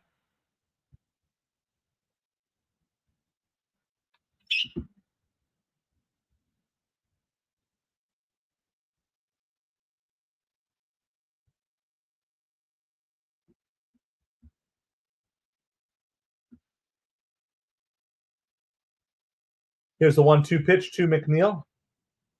That ball is hit well, but to Tasker Hernandez. That was a pretty good rip by McNeil. It's going to be 1 out here in the top of the 5th.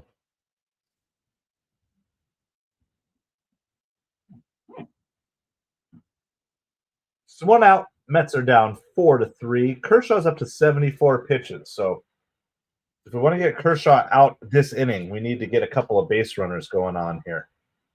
It's going to bring up Francisco Lindor. That's that curveball that Kershaw keeps missing on. He missed off way high and outside once again. It's going to be 1-0 to Lindor. Lindor, Marte, Soto, Alonso all have a hit so far today. That's also outside. 2 balls and no strikes. We got our Rally Pig out in the chat. Rally Pig is 1 for 1 with a run today. So that's also outside. 3-0. Nice patient at bat by Lindor here. We just want Kershaw to work. We want to get in this Dodgers bullpen as soon as possible. And that's outside. It's a 4-pitch walk. Yeah. Like there can be an idea where you might say, okay, Tanner Scott, we're going to take you off of closing duties for a little bit, put you in some lower leverage situations, but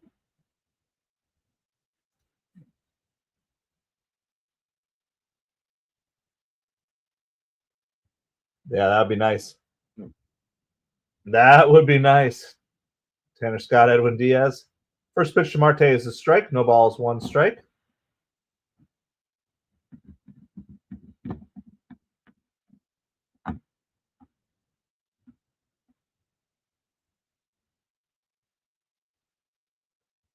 Marte hits it, and it gets past Muncy. That looked like a for sure double play ball.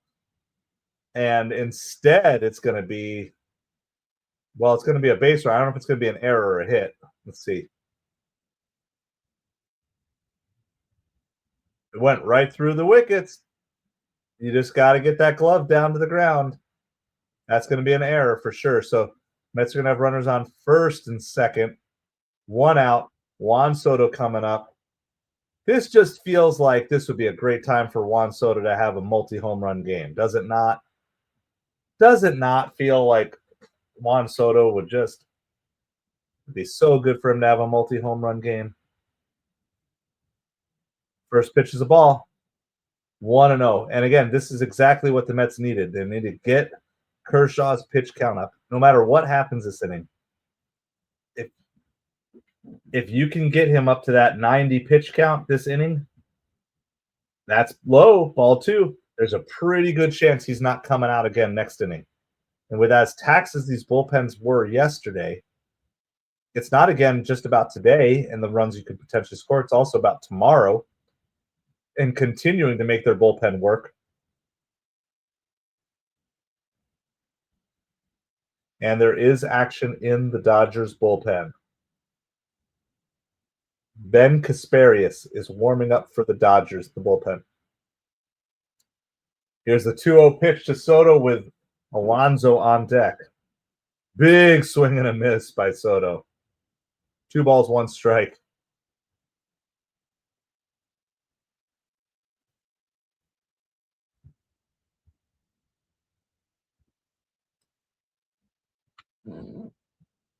Here's a 2-1 pitch to Soto. That's fouled off his foot. 2 balls, 2 strikes. So Juan Soto trying to get the lead back to the Mets. Mets have not led since they were up 1-0 in the first inning. The Dodgers scored 4. The Mets have just been chipped away a couple runs. Trying to chip away and get a couple more runs. 1 in the first, 2 in the third. Let's score 3 in the fifth on a Juan Soto home run. And there's a meeting of the minds at the mound right now, so you're not missing any of the action. It's going to be an upcoming 2-2 pitch to Juan Soto. Runners on first and second with 1 out.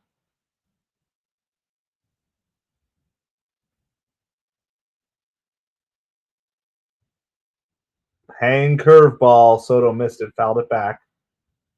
2 balls, 2 strikes.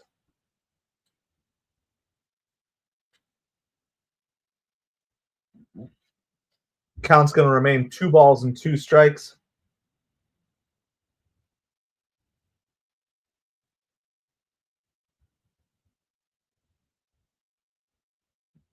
This is popped up behind third base. Betts calls off Muncy, makes the catch, so Soto's not able to get him that time. So it's going to be left up to Pete Alonso.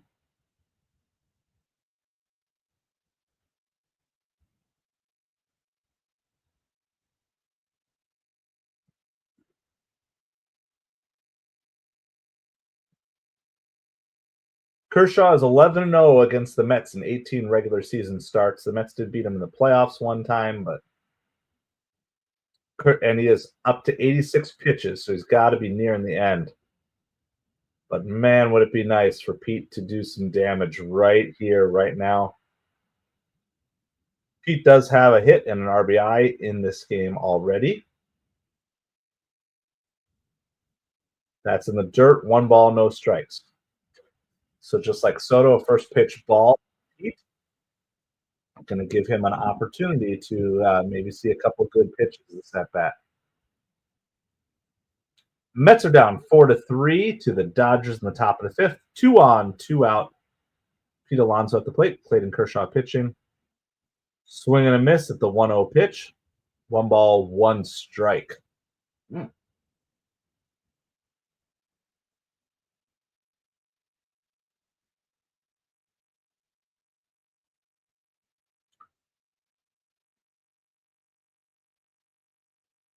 Here's the 1-1 pitch.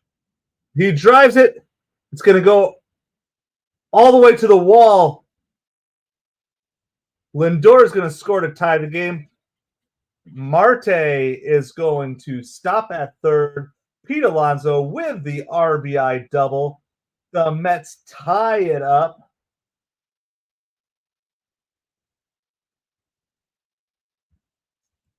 and it is 4-4.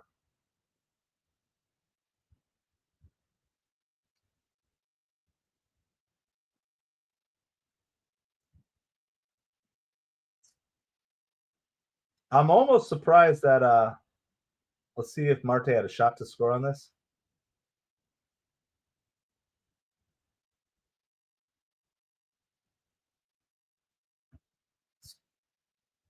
Too bad Marte was not able to score on that play.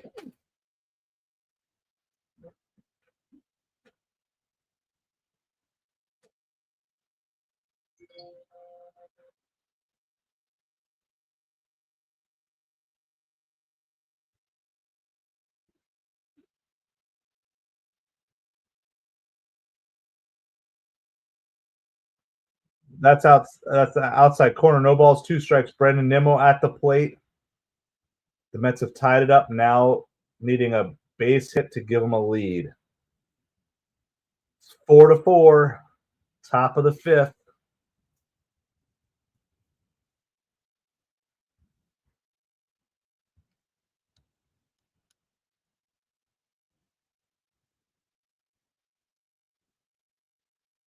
Here's the 0-2 pitch.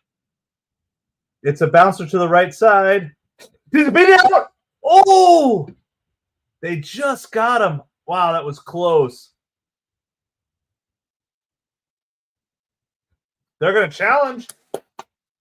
Mets are going to challenge. I thought he had it beat. He did. He's going to be safe. The Mets are going to take the lead, guys. The Mets are going to take the lead because the hustle of Brandon Nimmo. Well, the way the play played out, they probably should have sent him, but they didn't know the throw was coming in. It's not going to matter because you guys can talk all you want about the dorkiness of Brandon Nimmo hustling down to first on walks, but this is why he does it. I mean, he was so far from the bag that he beat. I mean, it's clear, no doubt. I've already updated the score. It's going to be an infield hit and an RBI for Brandon Nimmo.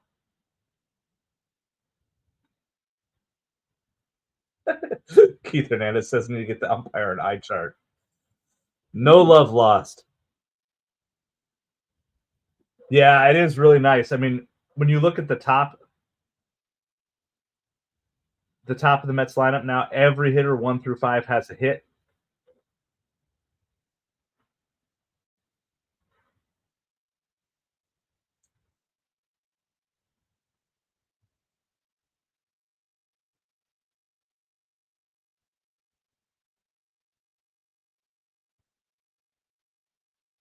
So it's going to be a 5-4 lead.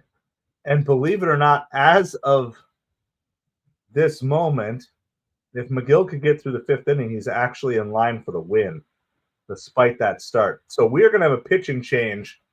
The Mets have knocked Clayton Kershaw out of the game. This was the inning that we needed. The Mets have already scored 2 runs this inning.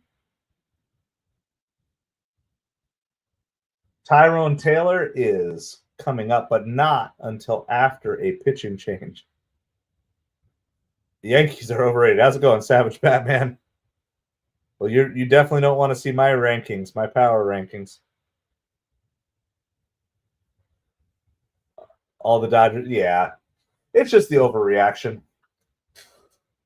You know, to me, what's much more notable about that at bat is not that at bat.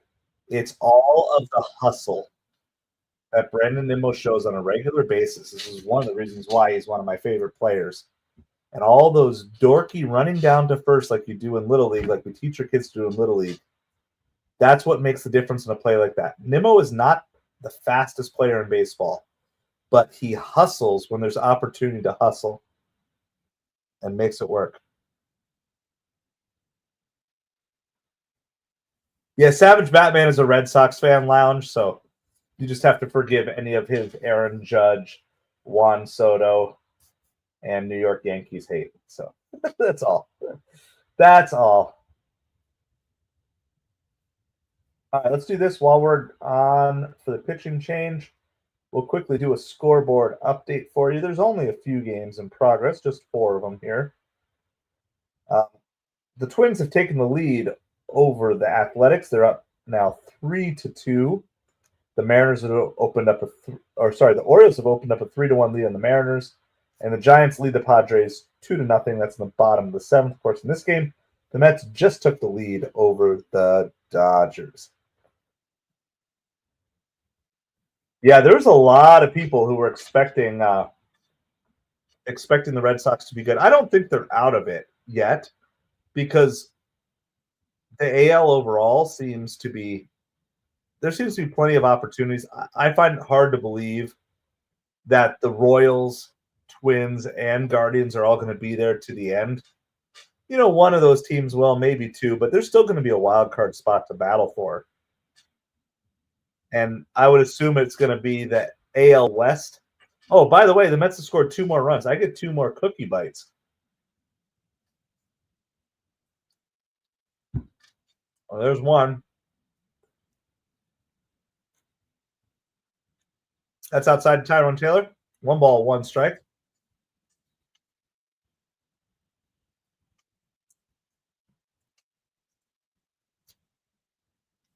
I agree. And I don't remember, we're just a third of the way through the season. There's a lot of time.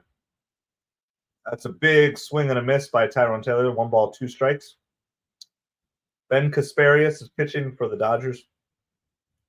Just remember what Mets fans were feeling right on or around this date a year ago.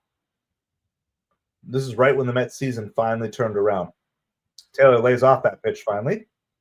2 balls, 2 strikes.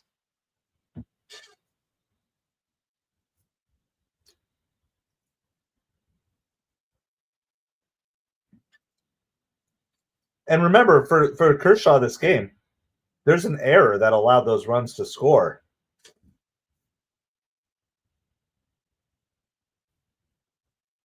It would have been a double play if it had been fielded correctly. You can't assume a double play, but it still cost the Dodgers 2 outs realistically and multiple runs. It's 5-4 Mets. Here's the 2-2 pitch. He lines it to left field. Conforto gets there in time, though. Almost hit it too hard. If he hit it a little softer, it might have fallen in. Well, the Mets do score 2 more. Rally Pig is now 2 for 2 with 3 runs. So the Mets have the lead for the first time since the first inning. We're going to see what they can do. Yeah, Walker Buehler on a 1 year, that'd be perfect. 40-23. Yeah, for sure. All right, so we're going to go to the bottom of the 5th inning. Tyler McGill and the Mets need to figure out how to hold the Dodgers here.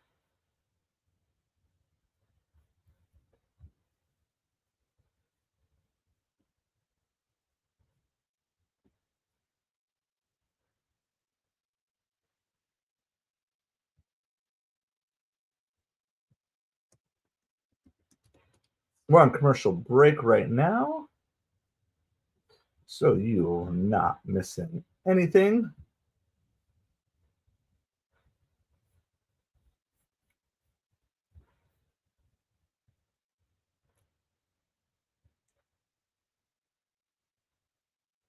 The Mets do have 1 fresh arm in their bullpen today. Brandon Waddell was recalled from Syracuse. It came up with Ronnie Mauricio today. Max Kranick went down to AAA Syracuse. Of course, Mark Vientos went to the injured list.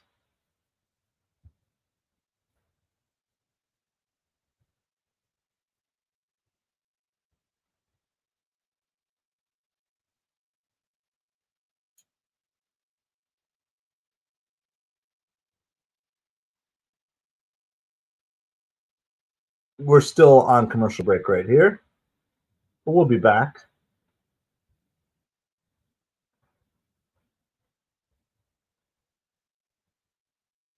Haven't felt an ounce of happiness since the 2021 season when the Red Sox.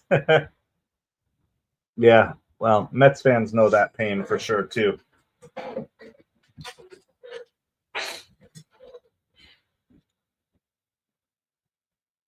So Hae-Sung Kim is leading off for the Dodgers. Ohtani and Betts in the hole, or on deck and in the hole.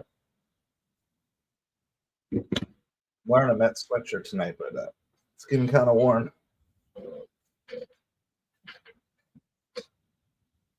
It's 1-1 strike to Kim. Don't worry, we're still going to go. We're just going to switch over from the sweatshirt as long sleeve and have me warm. It's 1-2 strikes to Kim.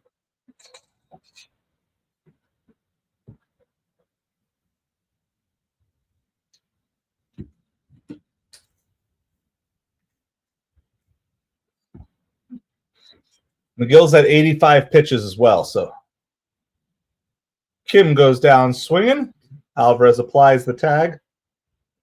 All right, so here it is. Third time through Ohtani and Betts. Ohtani is 0 for 2 with a strikeout today.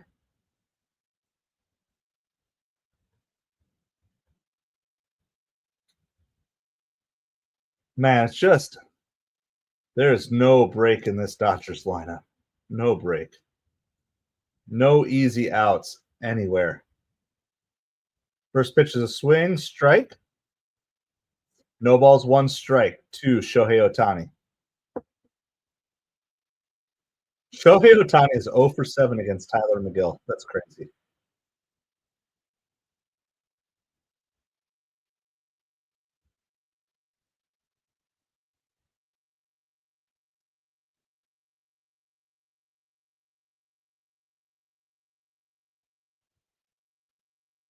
No balls and 2 strikes to Ohtani.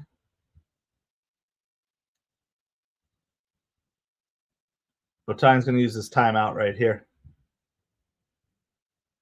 All right. Lounge is doing some stats work for you, Savage. Red Sox are -3 luck this year. They're expected to be 32-30.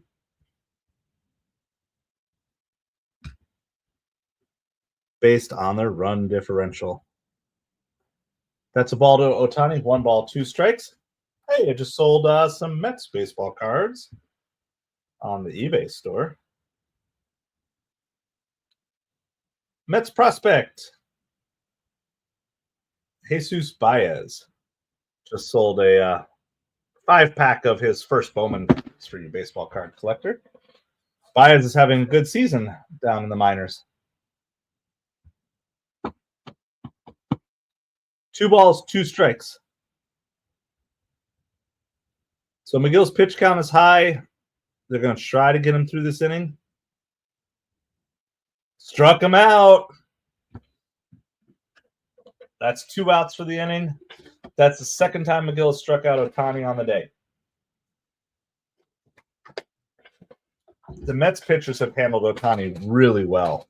Yes, he got the home run yesterday, but that's 4 strikeouts of Ohtani over the last 2 days.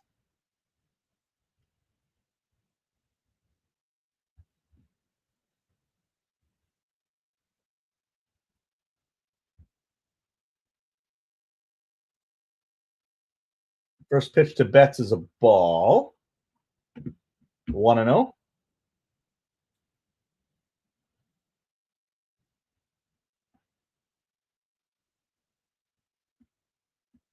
So 1-0 pitch. That's going to be driven out to right, and Juan Soto makes the catch. That's going to retire the side. So Tyler McGill, a very unfortunate first inning where he gave up 4 runs, but he is going to leave as the pitcher of record on the win side after that atrocious first inning.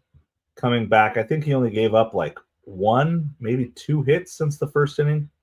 Absolutely shut down the Dodgers after that. So sometimes it's not about how you start, it's about how you finish. Who do we have in our bullpen besides Waddle? So let's see. I think Jonathan told us.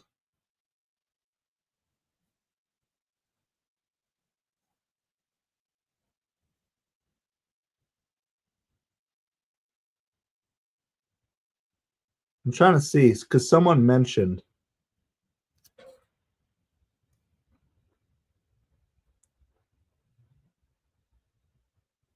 So Jonathan said Kranick, Buto, and Garrett, but Kranick was sent down.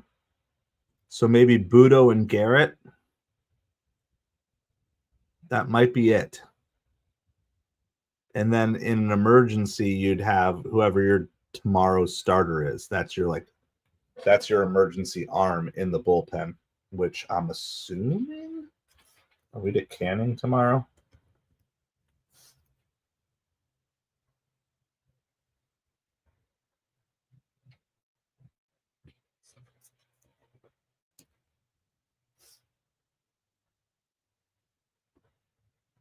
Let me see who's the Mets starting pitcher tomorrow.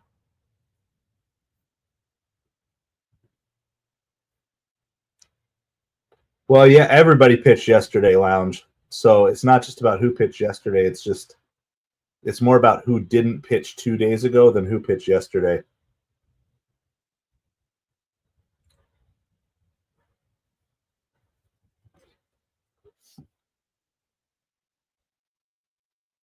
Yeah, Canning is scheduled to pitch tomorrow, so should there be like an emergency, you could go Canning.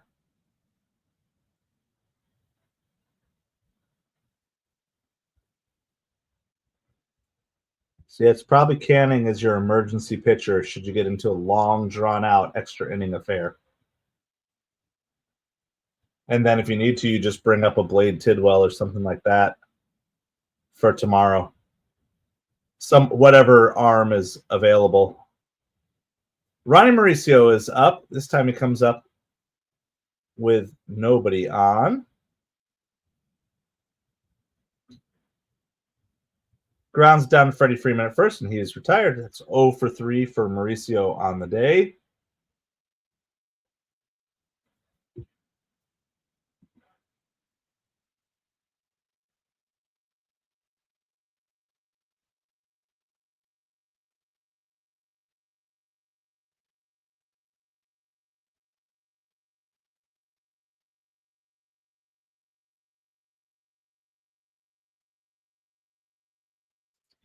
Francisco Alvarez is up with 1 out.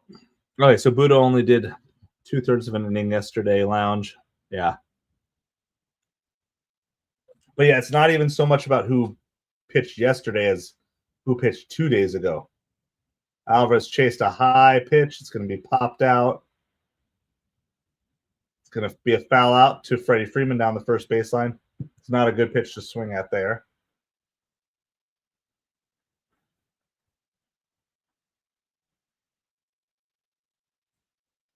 We'll be with you tomorrow, and we will be with you Saturday night for those are going to be our next 2 live games. Tomorrow's game, Saturdays.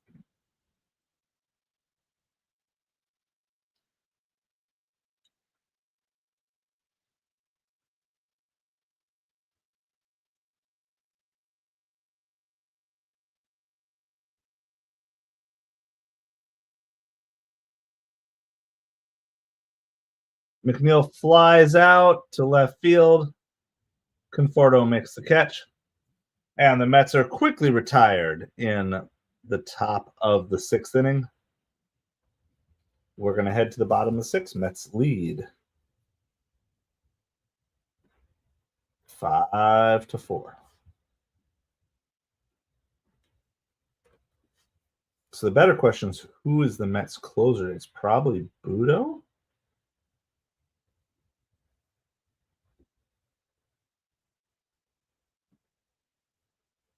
Probably Budo is the closer.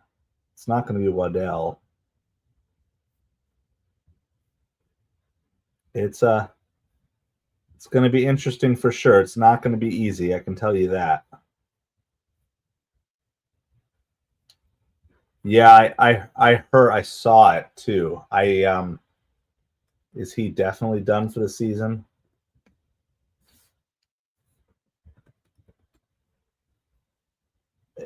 With all this stuff, it's such a crapshoot.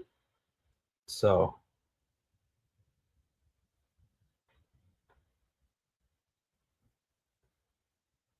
officially for now, he's on the 15-day injured list.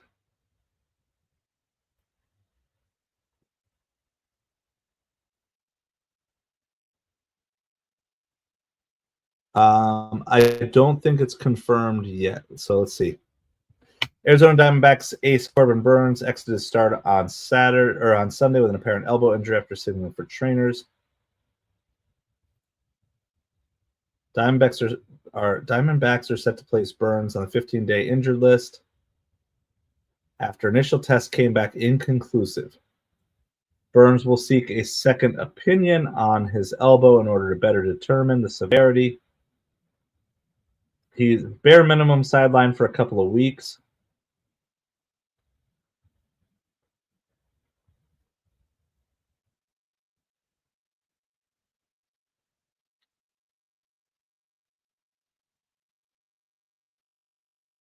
They're saying information available by Thursday or Friday. I think inconclusive. My interpretation of that is the first doctor said Tommy John surgery and Corbin Burns is trying to avoid it. That's my best guess. So more like not so much inconclusive as Corbin Burns wants to get a second opinion because he doesn't like the first doctor. That's my guess.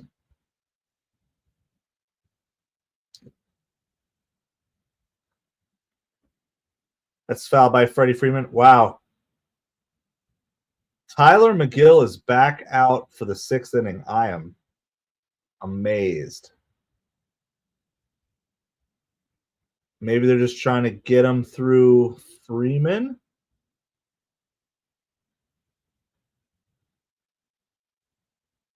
There's a chopper to second. And Freeman is retired. It just could be because the bullpen. It's probably just because the bullpen, you're just trying to squeeze out whatever you can from McGill. This is not an enviable position for McGill to be in tonight.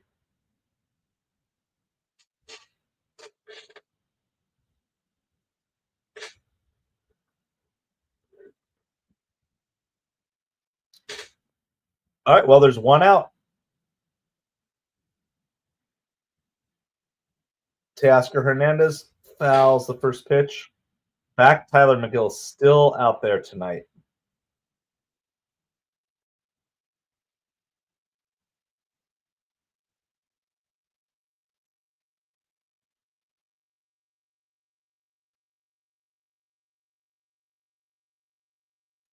Big swing and a miss by Teoscar Hernandez. No balls and 2 strikes.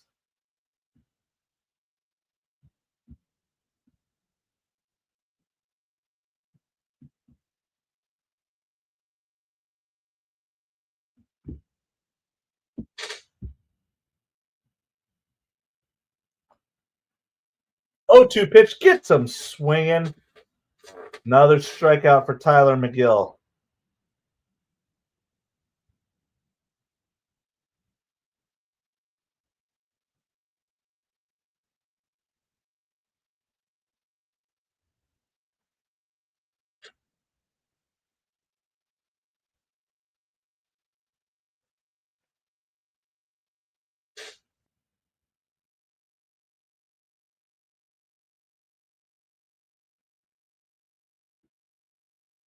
Yeah, or it could be the opposite too. Like Corbin Burns could think it's more serious, and the doctor says, "Oh, you just need to heal up for a couple weeks." And Corbin Burns says, "No, I want to know for sure if I need surgery to get this fixed permanently." I can see it going either way, right? The competitor side could be like, "Look, I don't want Tommy John. I'm going to pitch through it." The caring for yourself side says, "I want to make sure for sure I don't need surgery before I decide to pitch on it."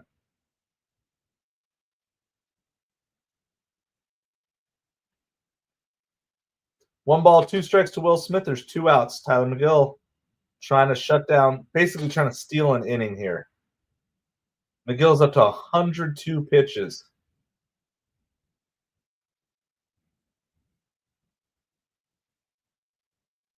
It's a good pitch, but Will Smith lays off of it. 2 balls, 2 strikes.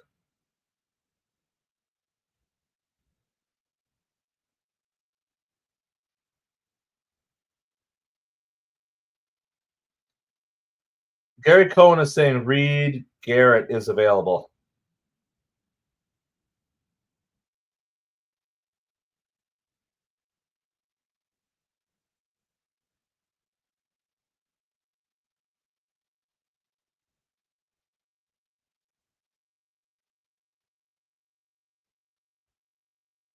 So Waddell and Buteau are warming up. Reed Garrett's set to be the closer tonight. Popped up to left field. Actually, Tyrone Taylor getting under it in center. And a 1-2-3 inning. McGill has retired 16 of the last 17. This is such a clutch performance for McGill here tonight. Like, I don't know how to explain mentally how hard it must have been for him to give up those 4 runs in the first inning and then pitch 5 scoreless innings after that. But that's what's happened. And so we're going to go to the top of the 7th. The Mets coming up. Mets are up 5-4.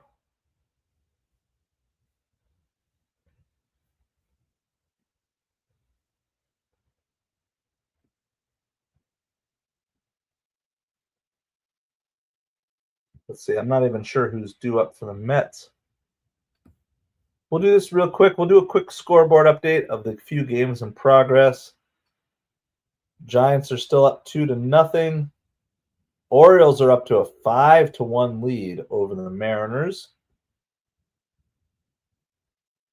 And Twins have a 5-3 lead on the Athletics after putting up a 4 spot in the top of the 6th.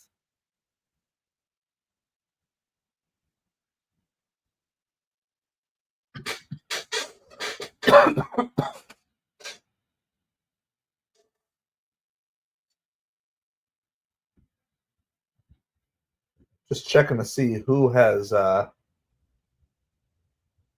who did damage for the Orioles here tonight.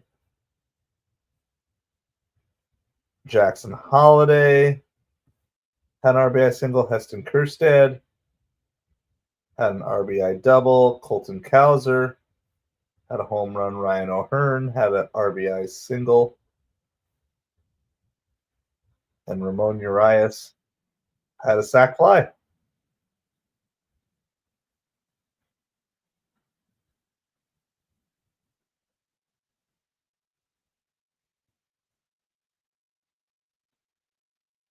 Yeah, no, it was good points by McGill.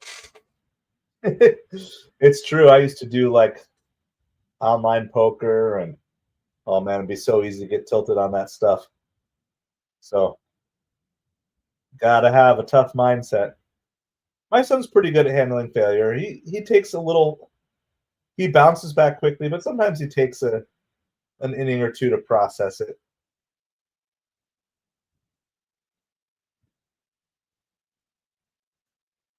So the Mets are leading off the 7th inning with a 5-4 lead, and Lindor is leading off. So we're back to the top of the lineup.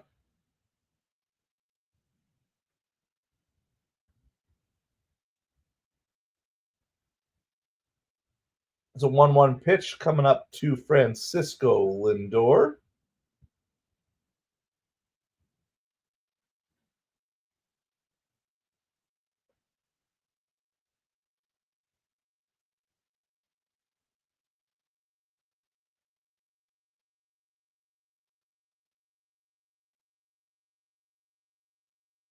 Fouled back by Lindor. Remains 1 ball and 2 strikes.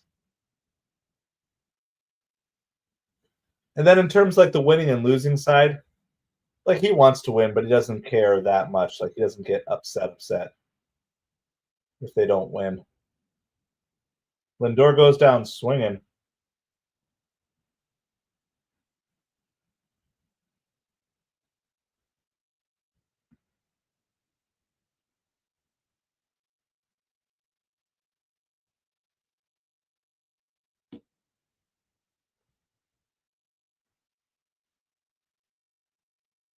Starling Marte coming to the plate. Top of the 7th. Big swing and a miss. The first pitch. Mets are up 5-4. Tyler McGill is in line for the win. Should they be able to hold it? Absolutely a great outing. Marte shoots this one down the right field line. It's foul ball? Man. Is that foul?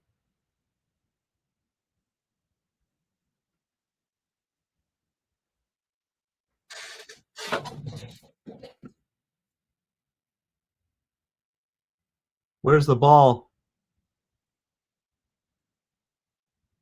Man, that's barely foul. I wasn't sure if maybe it dinged off the foul pole. Yeah, exactly, Lounge.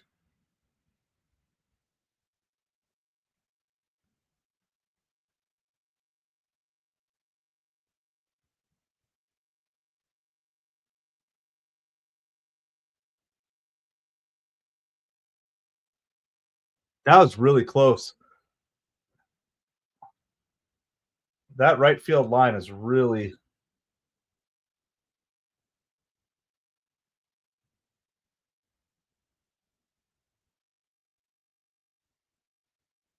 It is a foul ball, barely a foul ball, but a foul ball nonetheless. A really, really long strike.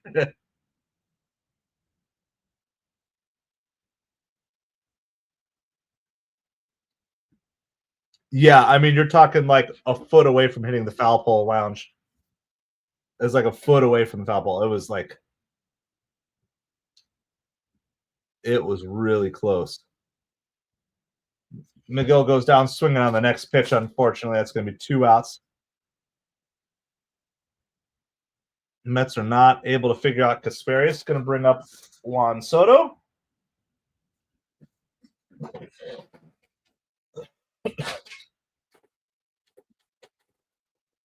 I got a cookie I want to eat here, Juan Soto. Score me another run. First pitch, curveball, strike to Soto. But yeah, Darren, I mean, whatever. I know some Mets fans are going to be all focusing on the 4 runs in the first inning. I would focus on the 5 shutout innings and retiring 16 out of 17 batters in a row. You saw the floor and the ceiling of Tyler McGill in the same game.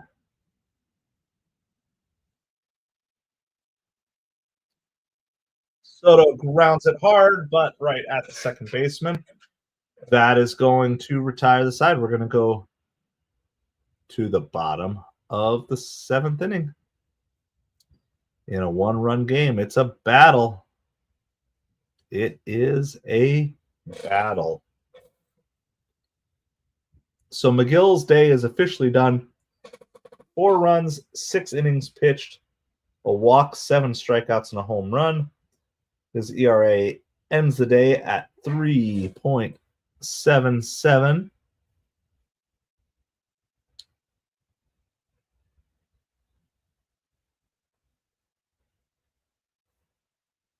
Just want to see.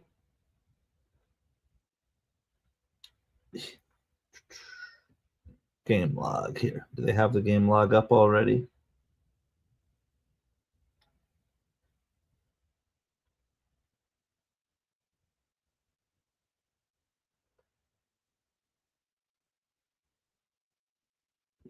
Yeah, so no, all things considered, if you're a Mets fan, you got to be happy with how McGill rebounded, even if you didn't like that first inning, which of course none of us did, but just being happy with how he rebounded, that he did not give up. He kept the Mets in this game and gave him enough time to get the lead back. Now, whatever the bullpen does, at least that's not on McGill.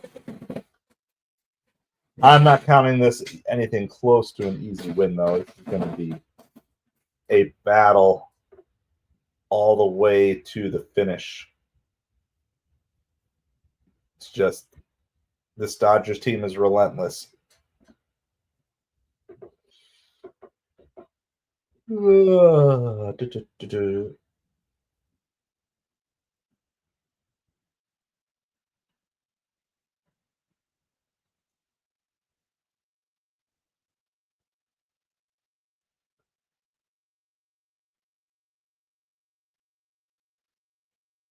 All right, Brandon Waddell just called up for the minors today.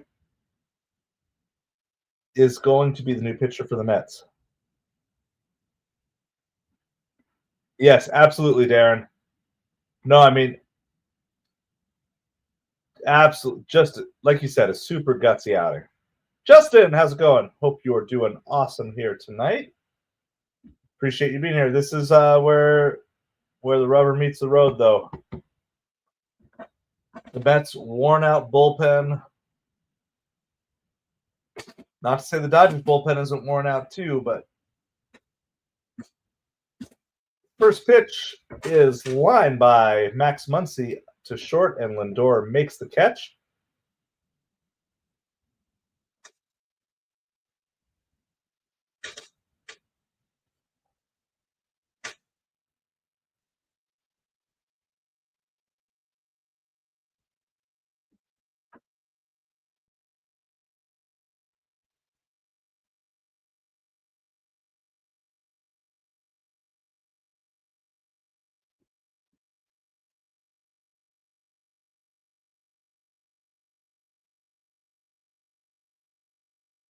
Yeah, this is a tight position, but on the other hand, this is what you dream of. Like, you get the call up and you're put into a pressure situation.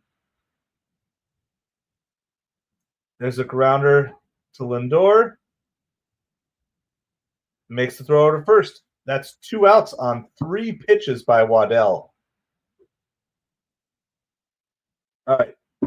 Kike Hernandez is coming in to hit for Michael Conforto.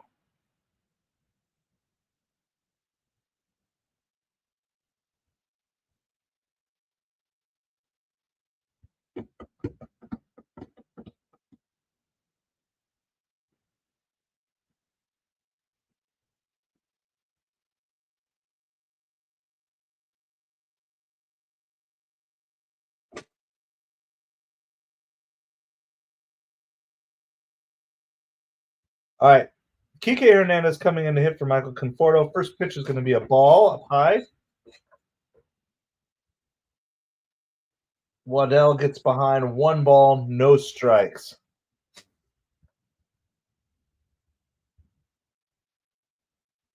You said kid, but he's 31. Yeah. Well, sometimes you just got to be willing, right? You're a left-handed pitcher. There's always a spot for you, but sometimes you got to be willing to ride out the storms down the minor leagues. I'm looking up his career. He's been in the majors since 2020, up and down. But he's only pitched in 14 games. So in terms of experience in the majors, you really could call him a kid.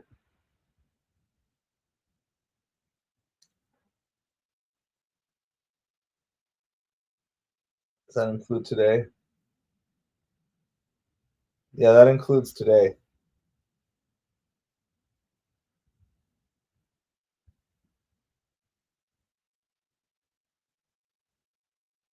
Full count to Kike Hernandez.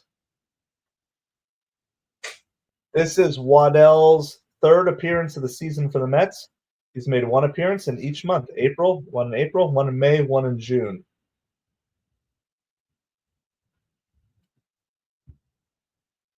Fouled by Kike. Yeah, Joey Gallo trying to come back as a pitcher.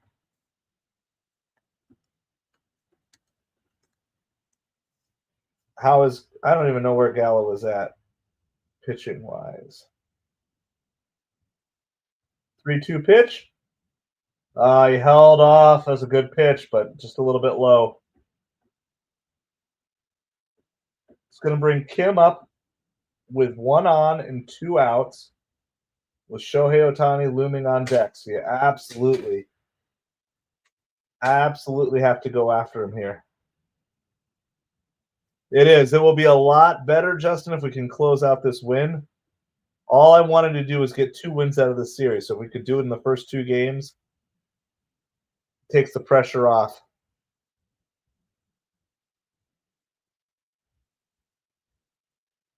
Oh, Tommy Edman's going to come in for Kim as the pinch hitter.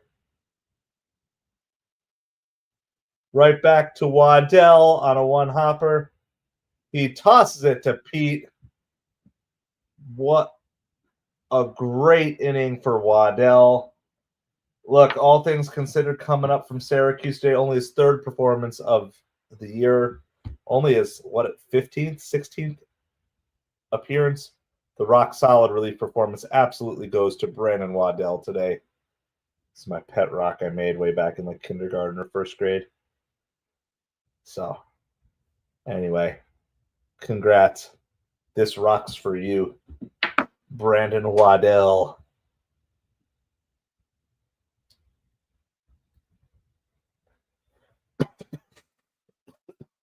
We're going on a commercial break. By the way, I was so intensely into the game, we did not do our raid. We're going to go ahead and do our raid here, even though we're going to the 8th inning.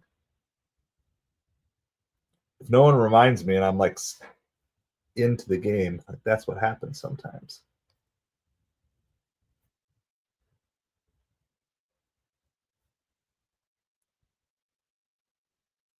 Okay, that's the guy we rated last night. Let's go find somebody new.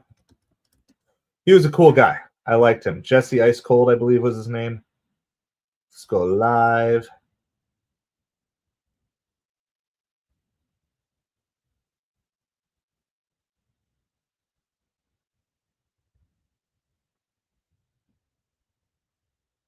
What's this channel?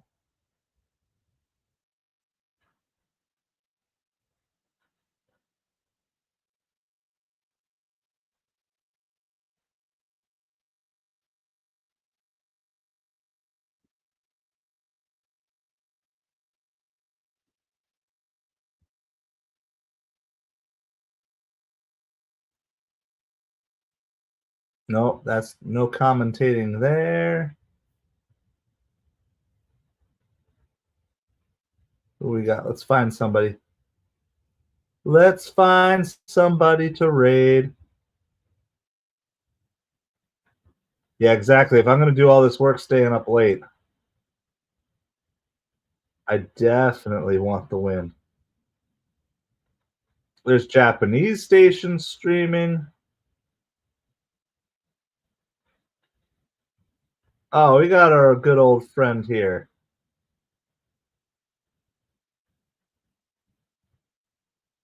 Let's go visit our good friend if he's got.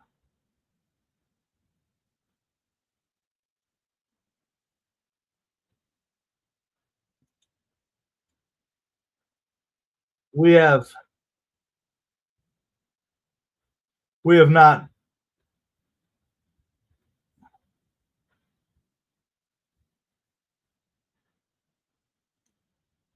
All right, we're gonna go rate our good old friend Daniel Barry Sports Highlights. There's 3 people watching right now. They've had lots of people in there tonight, but let's go share the love. Daniel Barry loves coming and visiting us. So let's go share some love with Daniel Barry Sports Highlights.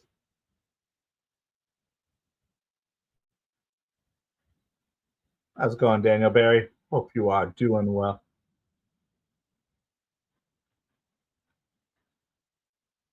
Let's go share the love with Daniel Barry Sports Highlights.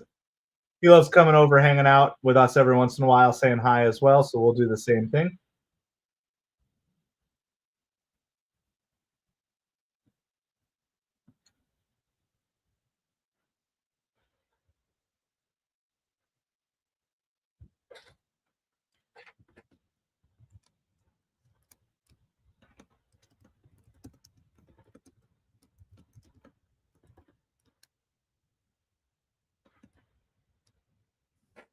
All right.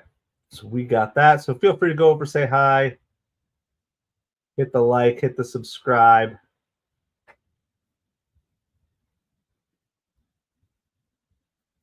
All right. Lots of things going on here.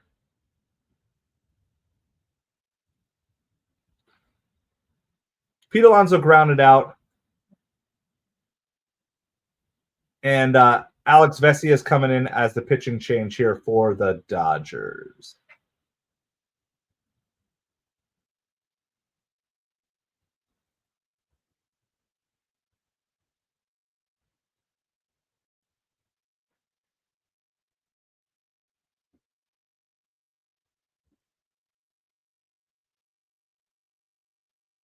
There you go, Justin. Thanks for the raid. So I think Daniel Barry is a Dodgers fan, but he's pretty cool. Always comes over, visits us.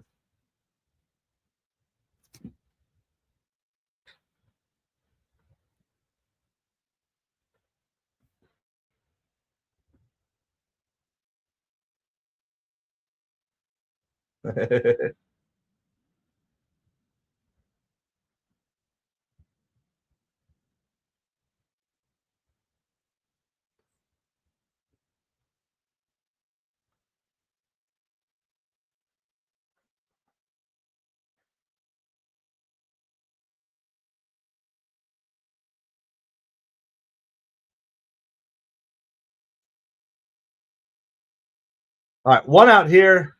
Top of the 8th inning. It's 5-4 Mets.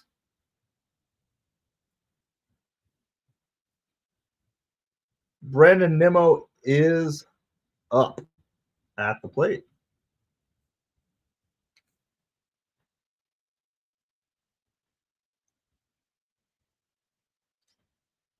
Top of the 8th inning, Mets up 5-4.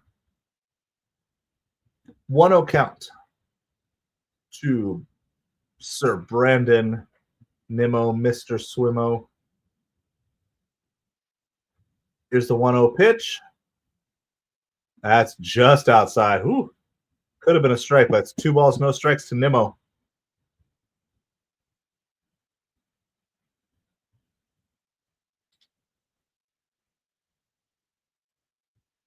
Here's the 2-0 pitch to Nimmo.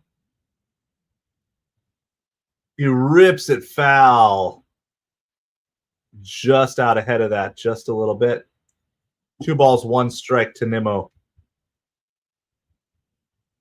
Hey, athlete, Jesus loves you as well. Hope you're having an awesome night. Here's a 2-1 pitch to Swimmo. Brandon Nimmo gets under that one, way high, foul territory. That's going to be 2 outs here, top of the 8th inning.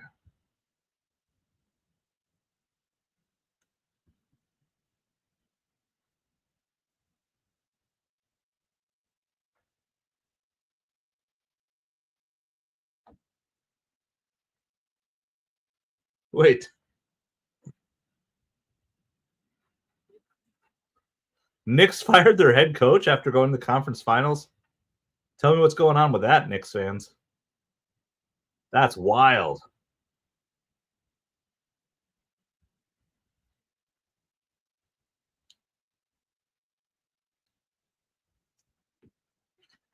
All right, so Reed Garrett is warming up in the Mets bullpen.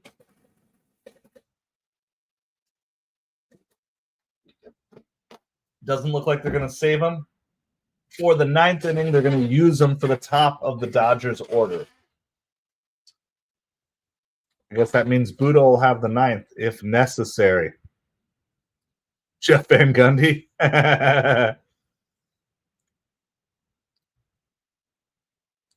Wasn't Phil Jackson like the Knicks coach long before he was the Bulls coach or something? Pat Riley. That was way high pitch. Fouled back by Tyrone Taylor. No balls, 2 strikes.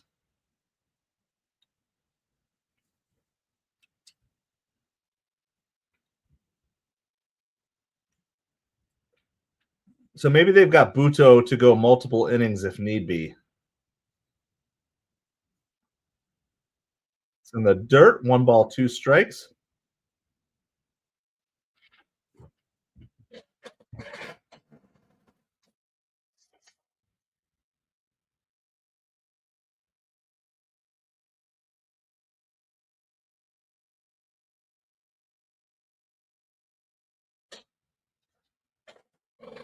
So Gary Cohen just gave a stat that Tyler McGill is the first Met to give up 4 or more runs in the first inning and get through 6 innings since Zach Wheeler in 2019. And Zach Wheeler turned out to be a pretty good pitcher. You got to be careful not to push all of these guys out of town. You got to let them develop. Tyrone Taylor lines this one out. It's going to be a base hit out to center field. So Ronnie Mauricio is going to come to the plate with a chance to make a big impact in his first game up with the Mets.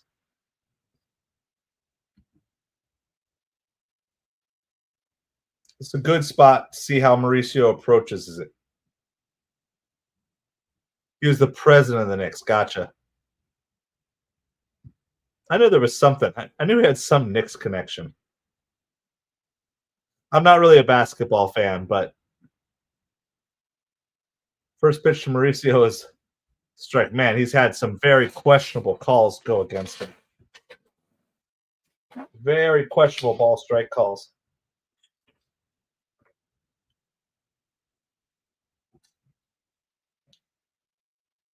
Throw over to first. Tyrone Taylor gets back. Man, I'm getting tired. These late night games. These late night games get late.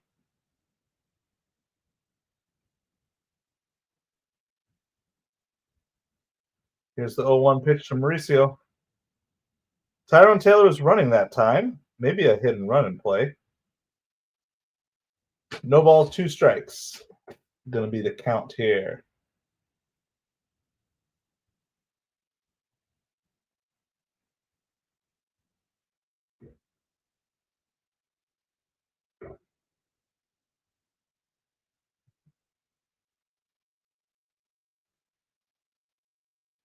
How's it going, Casey? Hope you are doing well tonight. Ronnie holds off on the high pitch there. 1 ball, 2 strikes.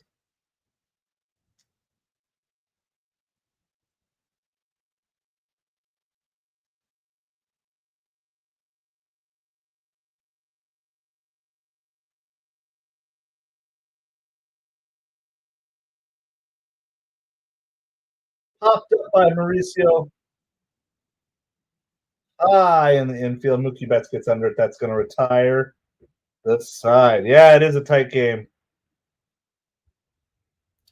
There's going to be very few games, I think, that the Dodgers will ever be blown out of. Sorry, that was the top of the 8th. I forgot to update that. We're headed to the bottom of the 8th inning now. Get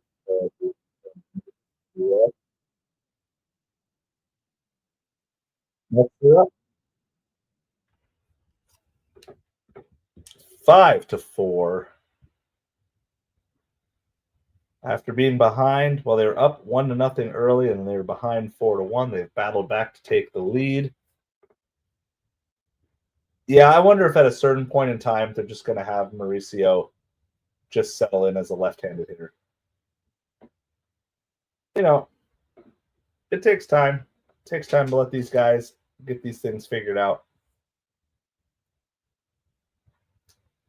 As long as you can keep winning, then you can remain patient with these young guys. The problem happens if you cannot win and you bring young guys up. Then they put pressure on themselves, a la Francisco Alvarez when he got called up. And then they stress. Because they stress they may have bad at-bats, and the vets have bad at-bats, and just cycles the wrong way. So the Mets just need to keep finding ways to win. That's it. That's all we need to do. Find a way to win.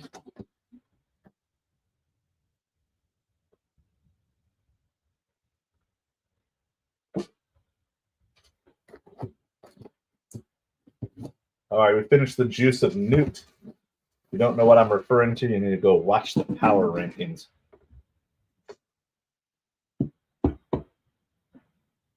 So going to the bottom of the 8th. So Ohtani, Betts, and Freeman due up.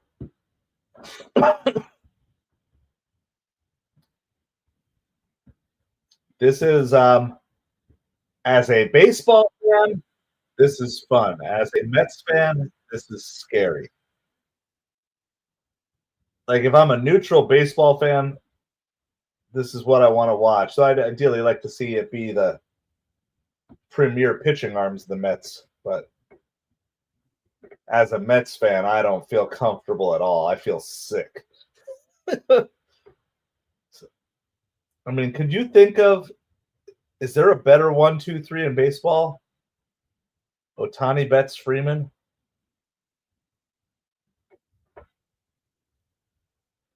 Reed Garrett.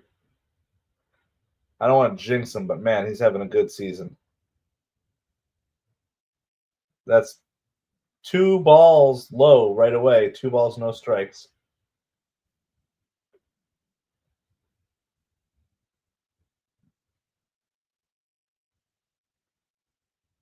Here's the 2-0 pitch.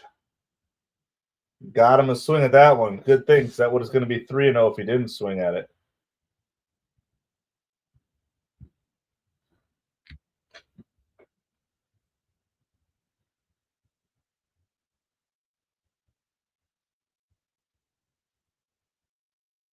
Takes it. It's 3 balls and 1 strike.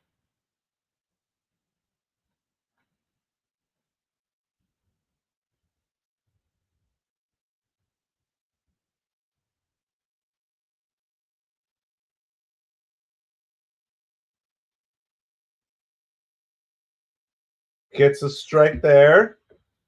3 balls, 2 strikes to Ohtani.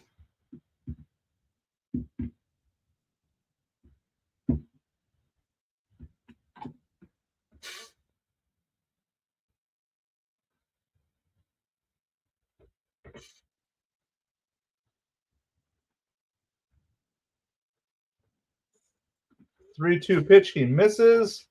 It's going to be ball 4, a leadoff walk for Shohei Ohtani.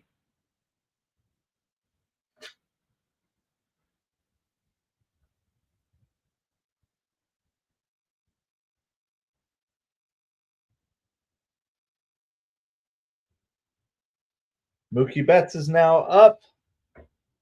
Like I said, there is nothing comfortable about this inning.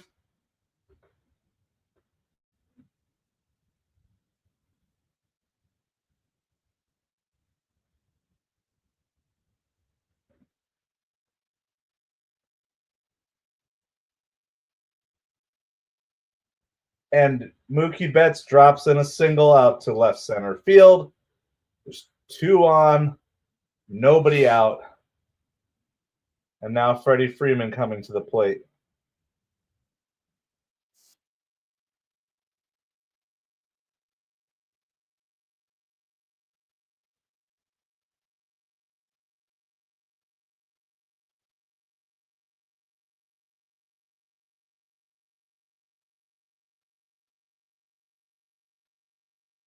This is not fun as a Mets fan. Looking for the strikeout. First pitch is a strike to Freddie. I mean, a double play is okay, but a strikeout double play is better than getting the double play first in my mind. Got to get an out. Got to get an out without giving up a run.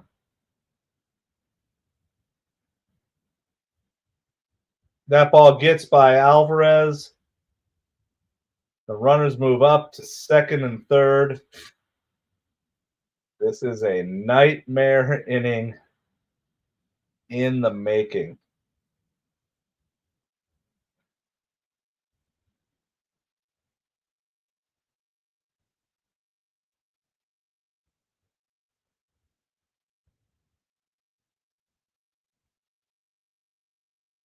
Second and third.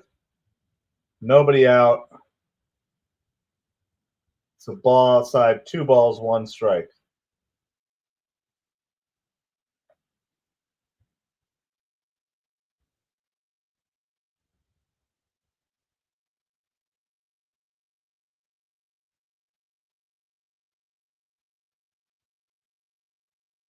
Swing and a miss by Freeman. 2 balls, 2 strikes.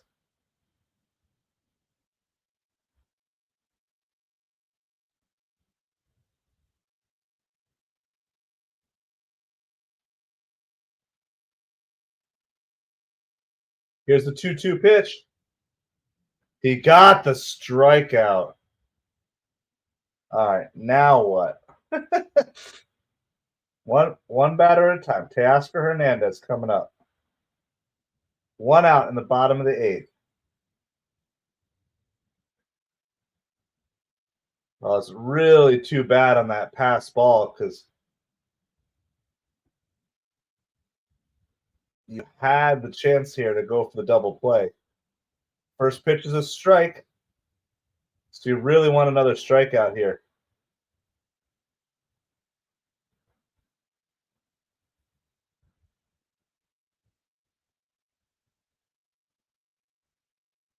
Here's the 0-1 pitch. Taps it foul. That had been fair. That probably scores a run on an infield hit. Well, no balls and 2 strikes. So Garrett can try to get him to chase here for a pitch or two.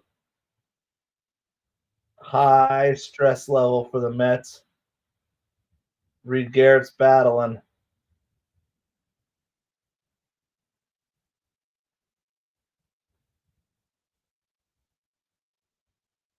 They get Ohtani in a rundown. So Mookie Betts moves to third. They get Ohtani in the rundown between third and home. And Teoscar reaches first on the fielder's choice.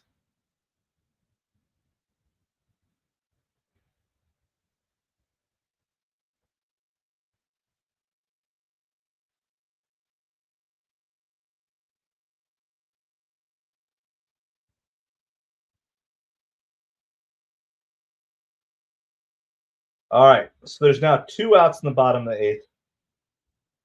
Runners on first and third. I'm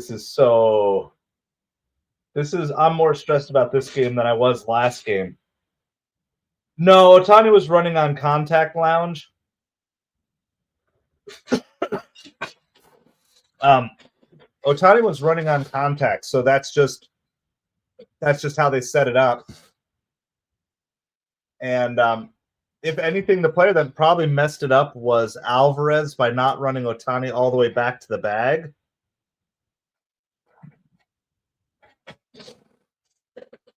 But the Mets got the out. It was a little dicey, but we got it. Will Smith is up now with 2 outs in the bottom of the 8th. Mets still have the lead. This is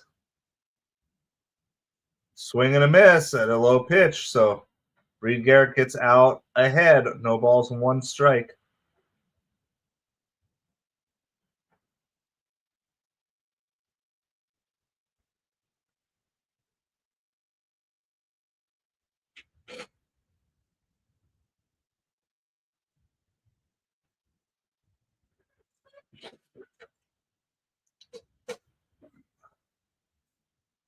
Here's the 0-1 pitch to Will Smith. Check swing. He goes. No balls, 2 strikes.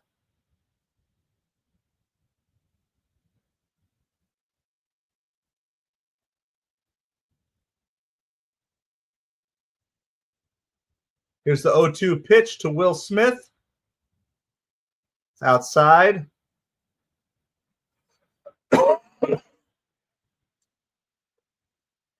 1 ball. 2 strikes. 2 outs in the bottom of the 8th. Mets are up 5-4. Mookie Betts on third. Teoscar Hernandez on first. Will Smith at the plate. He got him! Oh, what a huge strikeout. Second and third, nobody out. And specifically, Ohtani and Betts on second and third with nobody out. And Reed Garrett comes through. Okay, we don't do this often. And it wasn't pretty how we got into the mess, but we're going to do it again. That's 2. Brandon Waddell and Reed Garrett both get rock solid relief performances. That's crazy. That's some of the best pitching out of trouble. That was Edwin Diaz-esque coming out of that inning. That was, I mean, it wasn't pretty how he got there. How he got out of it was beautiful. Yeah, that was insane. Yeah, Reed. Yeah, that was I was feeling sick to my stomach, guys. That was not fun at all. All right. Due up for the Mets. Again, the Mets do have some I wonder if you're going to see Beatty come in and hit for McNeil and then move Mauricio to second. You might see that here.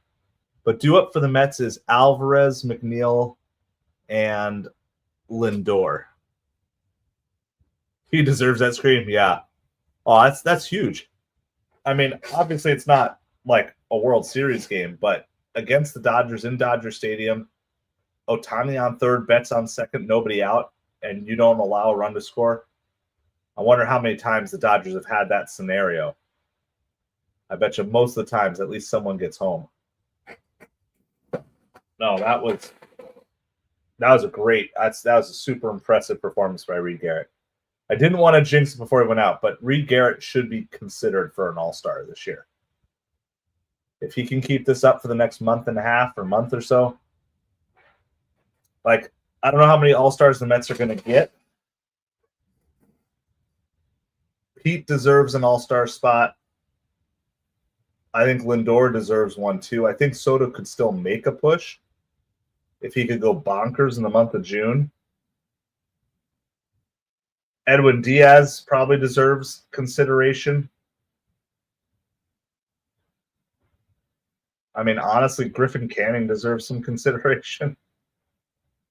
I don't know how many will actually get in, but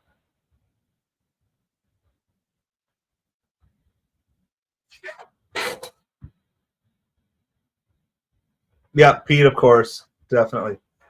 So Jose Urena, who was with the Mets, is with the Dodgers. Alvarez grounds out to third base. Yeah, Brazaban, I forgot about him. Senga deserve. Yeah, I mean, I don't know how many you're going to get in, but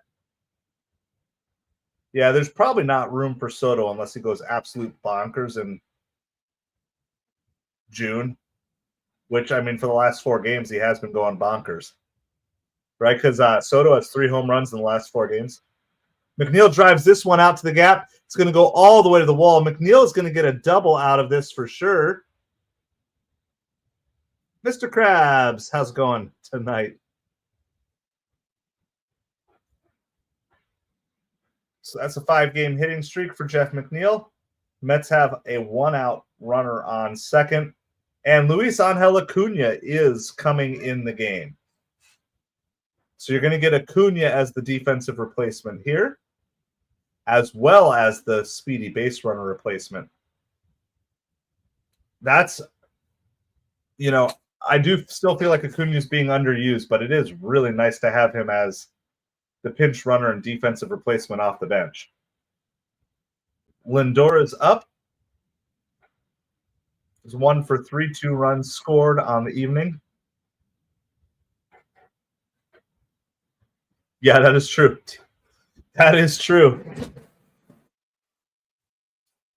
Lindor fouls the first one back. Yeah, I mean, if I had to guess, I mean, Pete's going to get in. They'll let Pete in for the home run derby. Senga's definitely earned it. I mean, it's pretty hard to argue against Diaz and Reed Garrett. That's in the dirt. 1 ball, 1 strike. It should be more than 1. Let's put it that way.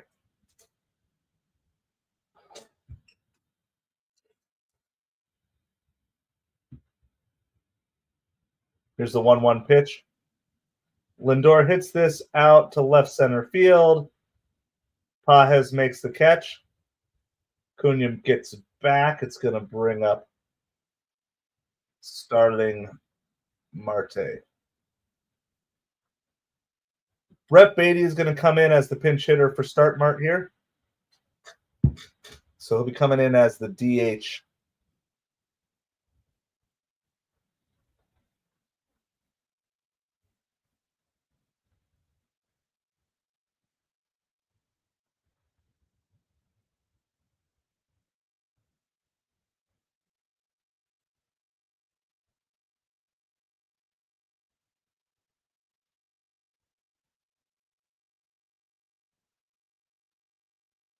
Well, Dodgers are going to bring in a lefty to face Beatty. So one of the hard things for Beatty to have done is get experience against left-handed pitchers. But that's exactly what he's going to get here. He's going to get to face a lefty as a lefty. John, how you doing? Thanks for being here with us tonight. We're always looking for mods in the long run. We're just waiting for people to hang out with us, catch our vibe, make sure this is the place you want to be, participate in chat, all those sorts of things. So eventually the answer is yes. Right now, we're just kind of looking to build the community, get lots of people hanging out with us, everything. So we're on a pitching change for the Dodgers. Let's do this really quick. Some of the games that were in progress have finished.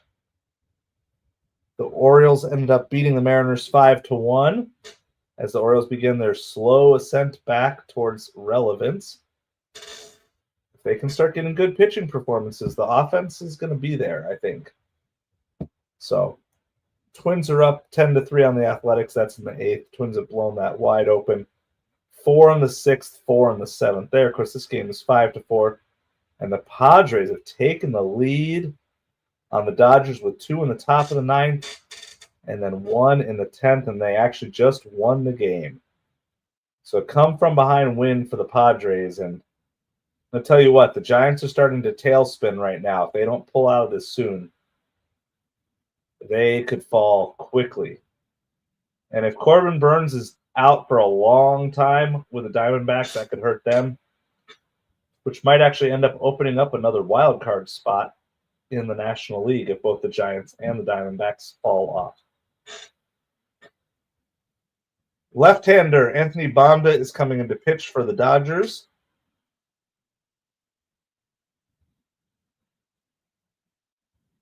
And actually, Brett Beatty is out of the game. He is not going to get to hit against the lefty. So Luis Torrens is going to pinch hit for the pinch hitter Brett Beatty, who is pinch hitting for Starling Marte.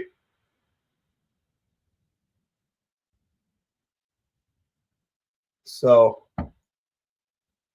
looking for a single from Torrens to get this insurance run home. I know that's a lot of stuff to do, but Marte was due up. They brought in Beatty. The Dodgers went to the lefty. Then the Mets went to the righty, Torrens. So that's going to pretty much empty the bench. There's only one hitter left on the bench. That's Jared Young and a lefty. Good night, Vitalik. Thanks for hanging out with us. Brazaban looks like he's going to be the one coming in the 9th. Didn't even know he was available tonight. He drives one. That's pretty deep, but not deep enough just to the warning track. Oh, he gave it a ride, but not quite enough. So it's going to be Brazaban coming in to save it. The good news is it's not the top of the Dodgers order. The bad news is it's still the Dodgers. So we're going to the bottom of the 9th inning. Mets 5, Dodgers 4. Huascar Brazaban is coming in the game.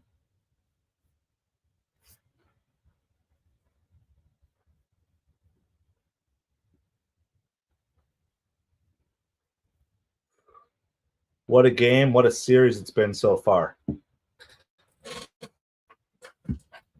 I think one thing you can say for sure is This Mets team is not afraid of the Dodgers and they can hang with them. Not saying that they're going to be the best team come the end of the season or anything like that. But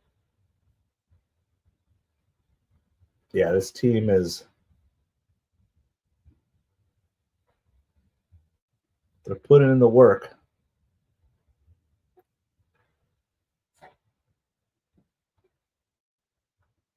I'm going to close some of my other tabs here.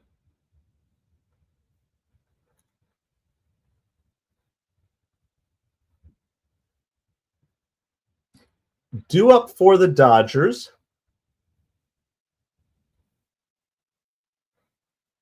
will be Max Muncy, Andy Pages, and Kike Hernandez. They have Rojas, a righty, and Rushing, a lefty catcher on the bench. That's who's available to them. This is it. This is what it comes down to.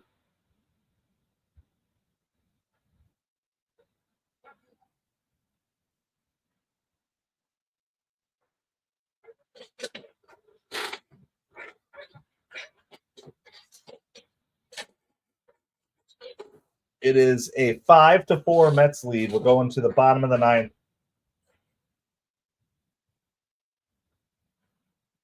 Max Muncy has one of the big hits for the Dodgers today, a 2-run home run.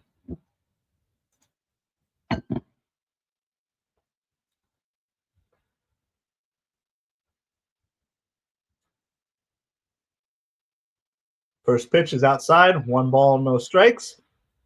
And I feel just as uncomfortable going into this inning as I did going into last inning. Maybe slightly, I don't want to say more comfortable, but slightly less uncomfortable.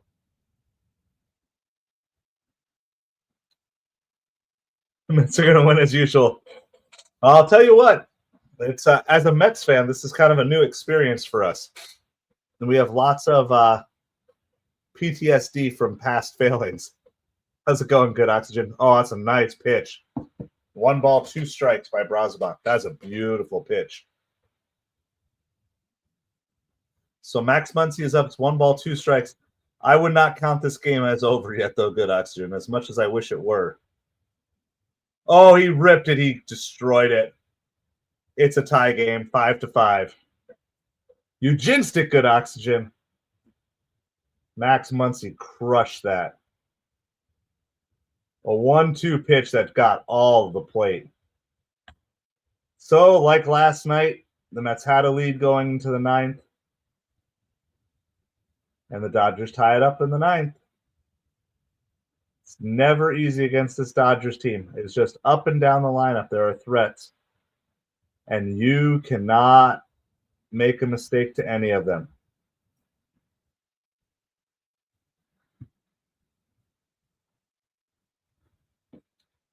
Muncy's hit 5 home runs in his last 4 games. Absolutely on fire.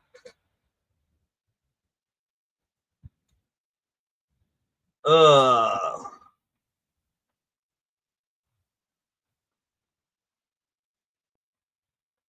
Yeah, it's just a hanging pitch. Due up for the Mets will be Soto, Alonso, and Nimmo if they don't give up another run.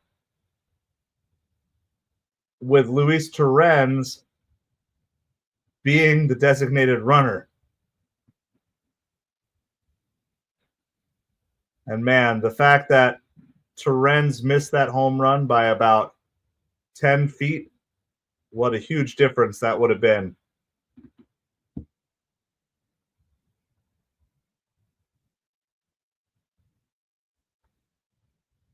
was a 1-1 pitch. It's fouled. 1 ball, 2 strikes to Pages.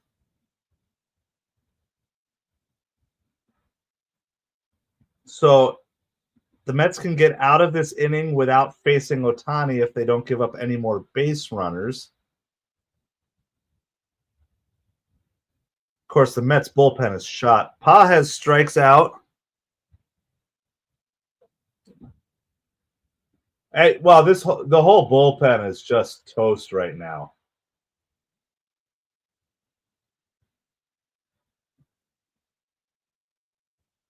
All right, well, there's 1 out here.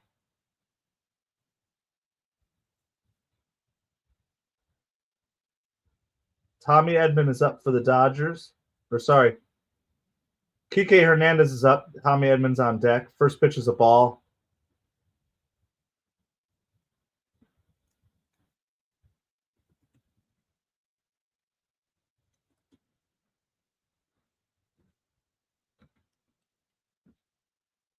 Two and 0 to Kike Hernandez.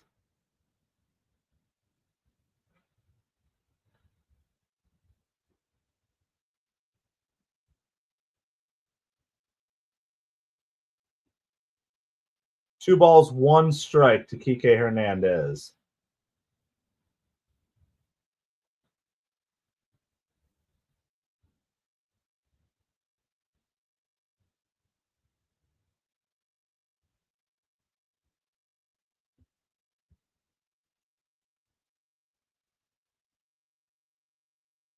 Three and one to Kike Hernandez.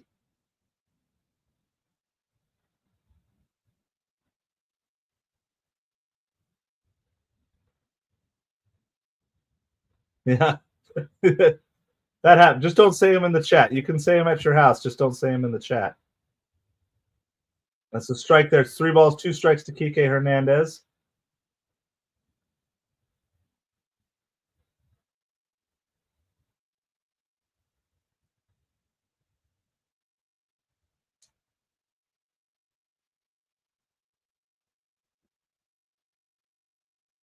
Here's the 3-2 pitch. He got him swinging.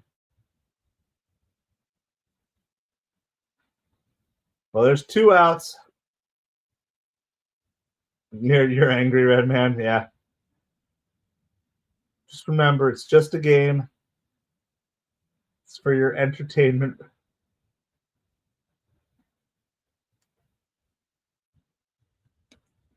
Tommy Edman is coming up. First pitch is a strike. Again, should this go to 10, it'll be Soto, Alonso, and Nimmo due up for the Mets. Big swing and a miss there. Should the Mets get Tommy Edman, it'll be the top of the Dodgers lineup leading off. Luis Torrens is set to be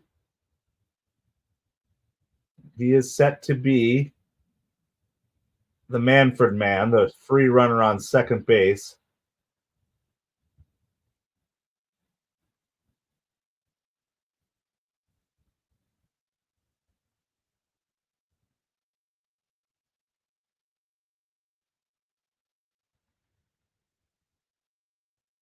Here's the 1-2 pitch. Fouled away. Ronnie Mauricio is your favorite top prospect? Well, there's a chance he's going to get an opportunity to make a big impact here in the 10th. We just got to get to the 10th first now.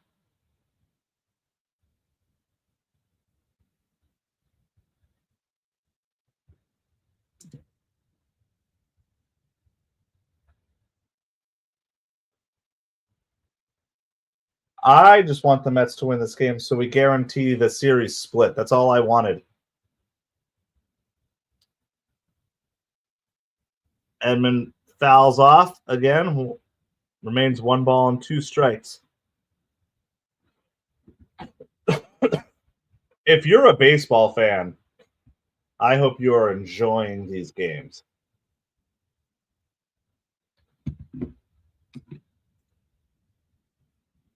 That's low. 2 balls, 2 strikes to Edman. As a Mets fan, it's a high-stress game to cheer for. But as a baseball fan, struck him out. So Brazaban strikes out 3. Unfortunately, it was after giving up a home run. So it's going to be 5-5. Dodgers tying it up in the 10th. Or in the 9th, once again, to go to extra innings. I mean, I think the one thing that you can say for sure at this point in the season is the Mets can hang with the best teams in baseball. Like, yeah, we can all wish for a mulligan in that Yankees series, but this Mets team isn't going to be intimidated by everyone. They're going to have their bad days. They're going to have some bad games, but as a whole, this team can hang here.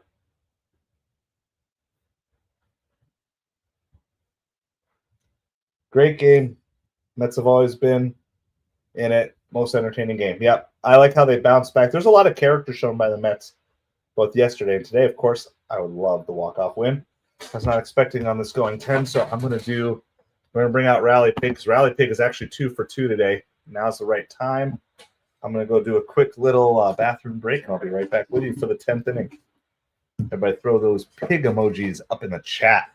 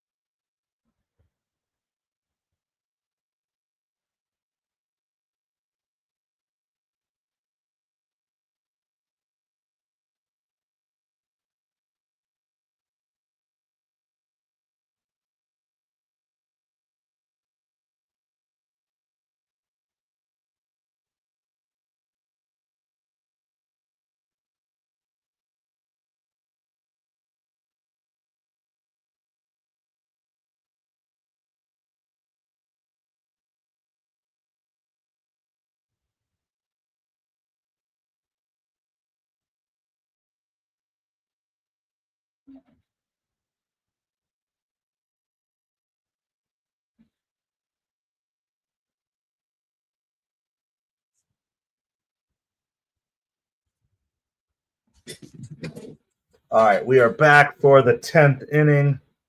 There we go, Casey. We got those pigs. Tanner Scott, who has been struggling this season.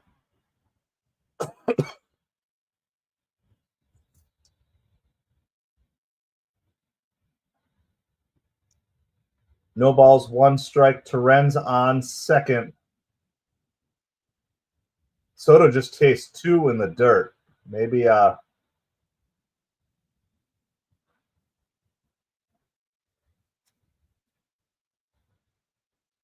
snowballs, 2 strikes.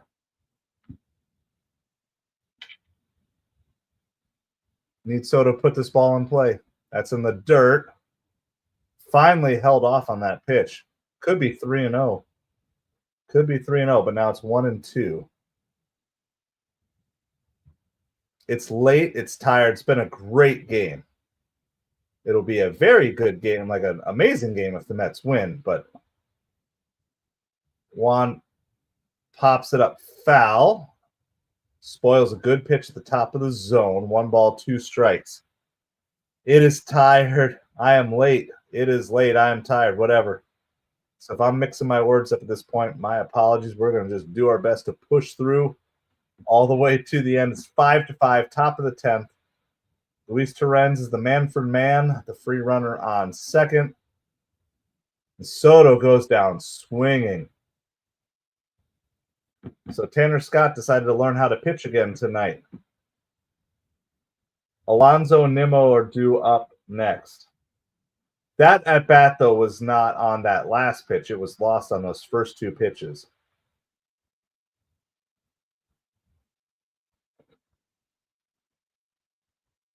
Pete Alonso is now up with a runner on second. The Mets need runs.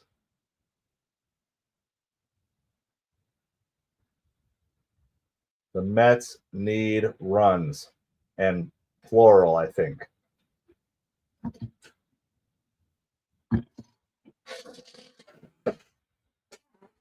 We need Rally Pig to come through.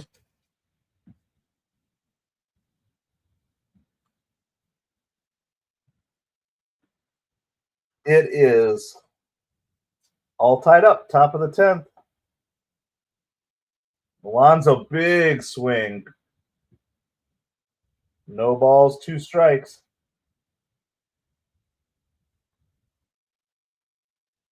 Pete's going to use his timeout here to regroup on for the 0-2 pitch.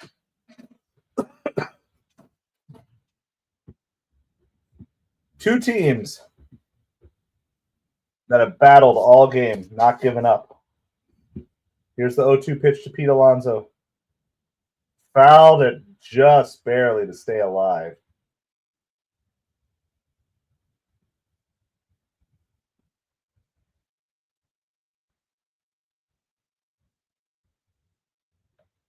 Here's the 0-2 pitch again to Pete.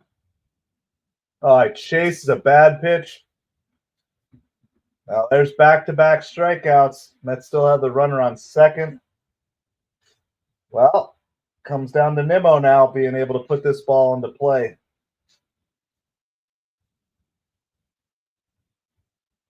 I feel like the one difference between the Mets stars and the Dodgers stars is I don't think you're going to see these types of at-bats from the Dodgers stars. Backhanded by Edman. The side is retired. The Mets go down in order. Ohtani, Betts, and Freeman coming up for the Dodgers. So Jose Butto is going to be pitching for the Mets. If the Mets can somehow get out of the bottom of the 10th, that's going to be a great pitching performance by Butto. Mets already walked on water once this game when the Dodgers had Ohtani on third and Betts on second and nobody out, and they managed to get out of the inning. But this almost seems scarier when you have Ohtani and Betts coming to the plate. I appreciate you guys hanging out with us super late, at least if you're on the East Coast like I am. But please hit that like, hit that subscribe. We are on the journey to 500 subscribers.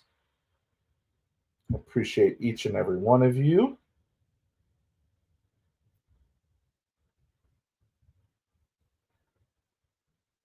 It is late. It is 1:12. 1:12 in the morning. Y'all are hearty for hanging out with us here.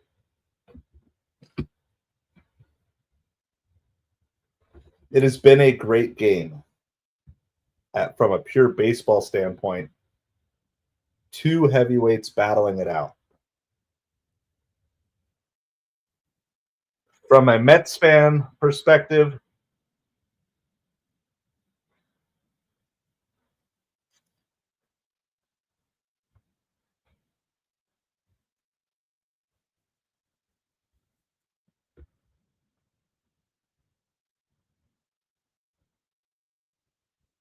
yeah, it's a battle.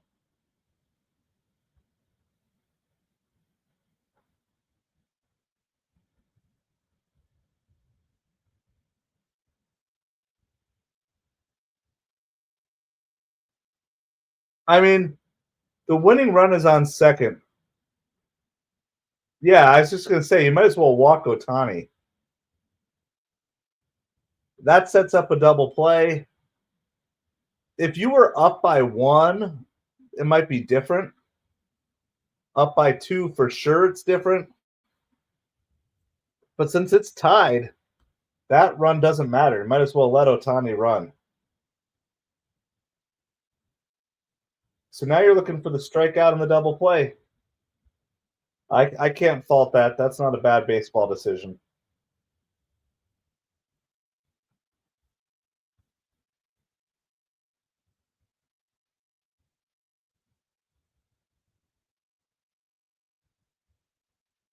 All right. Mookie Betts is up. First pitch is inside.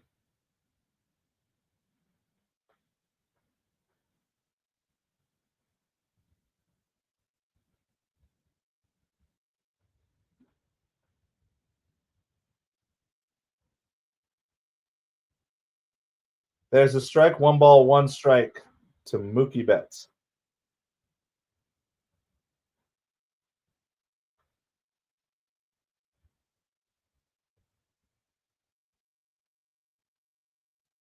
Here's the 1-1 pitch. It's in the dirt. Good stop by Alvarez. Yep. Great pick, Casey.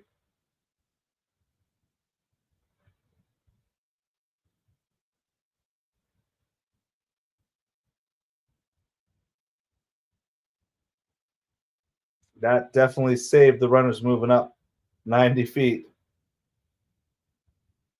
Fouled back. Ooh, that was a good pitch to hit.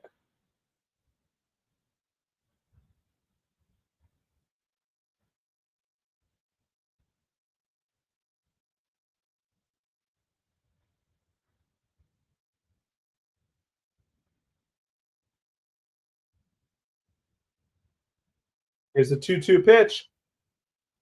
Fouled away.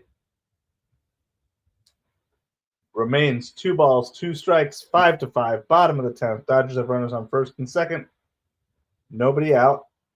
Freeman and Teoscar Hernandez, the next 2 due up with Will Smith after that. Strikeout. Really wants a strikeout. He lines it out to left. Nimmo is there. The runners will not advance. It's going to be runners on first and second with 1 out. Freddie Freeman is up. Ohtani is fast, but if you get a ball hit the right place, you can double up Freddie Freeman. He definitely does not run as well as he used to.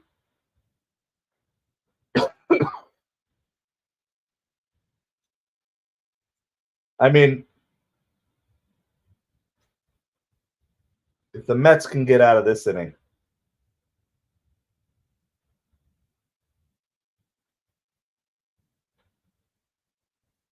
that's flied out deep left.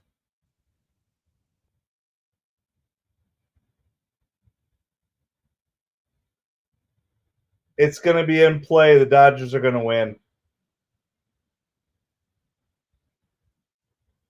Nimmo misplayed that ball. Nimmo's made lots of good defensive plays out there, but he just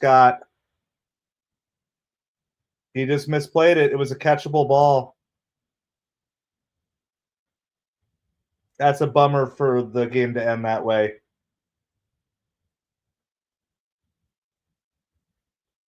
It was hard to see what happened.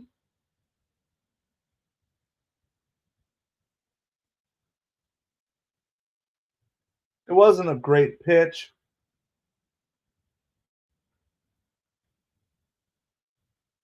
I thought it was gone off the bat. Yep. Nimmo turned the wrong way.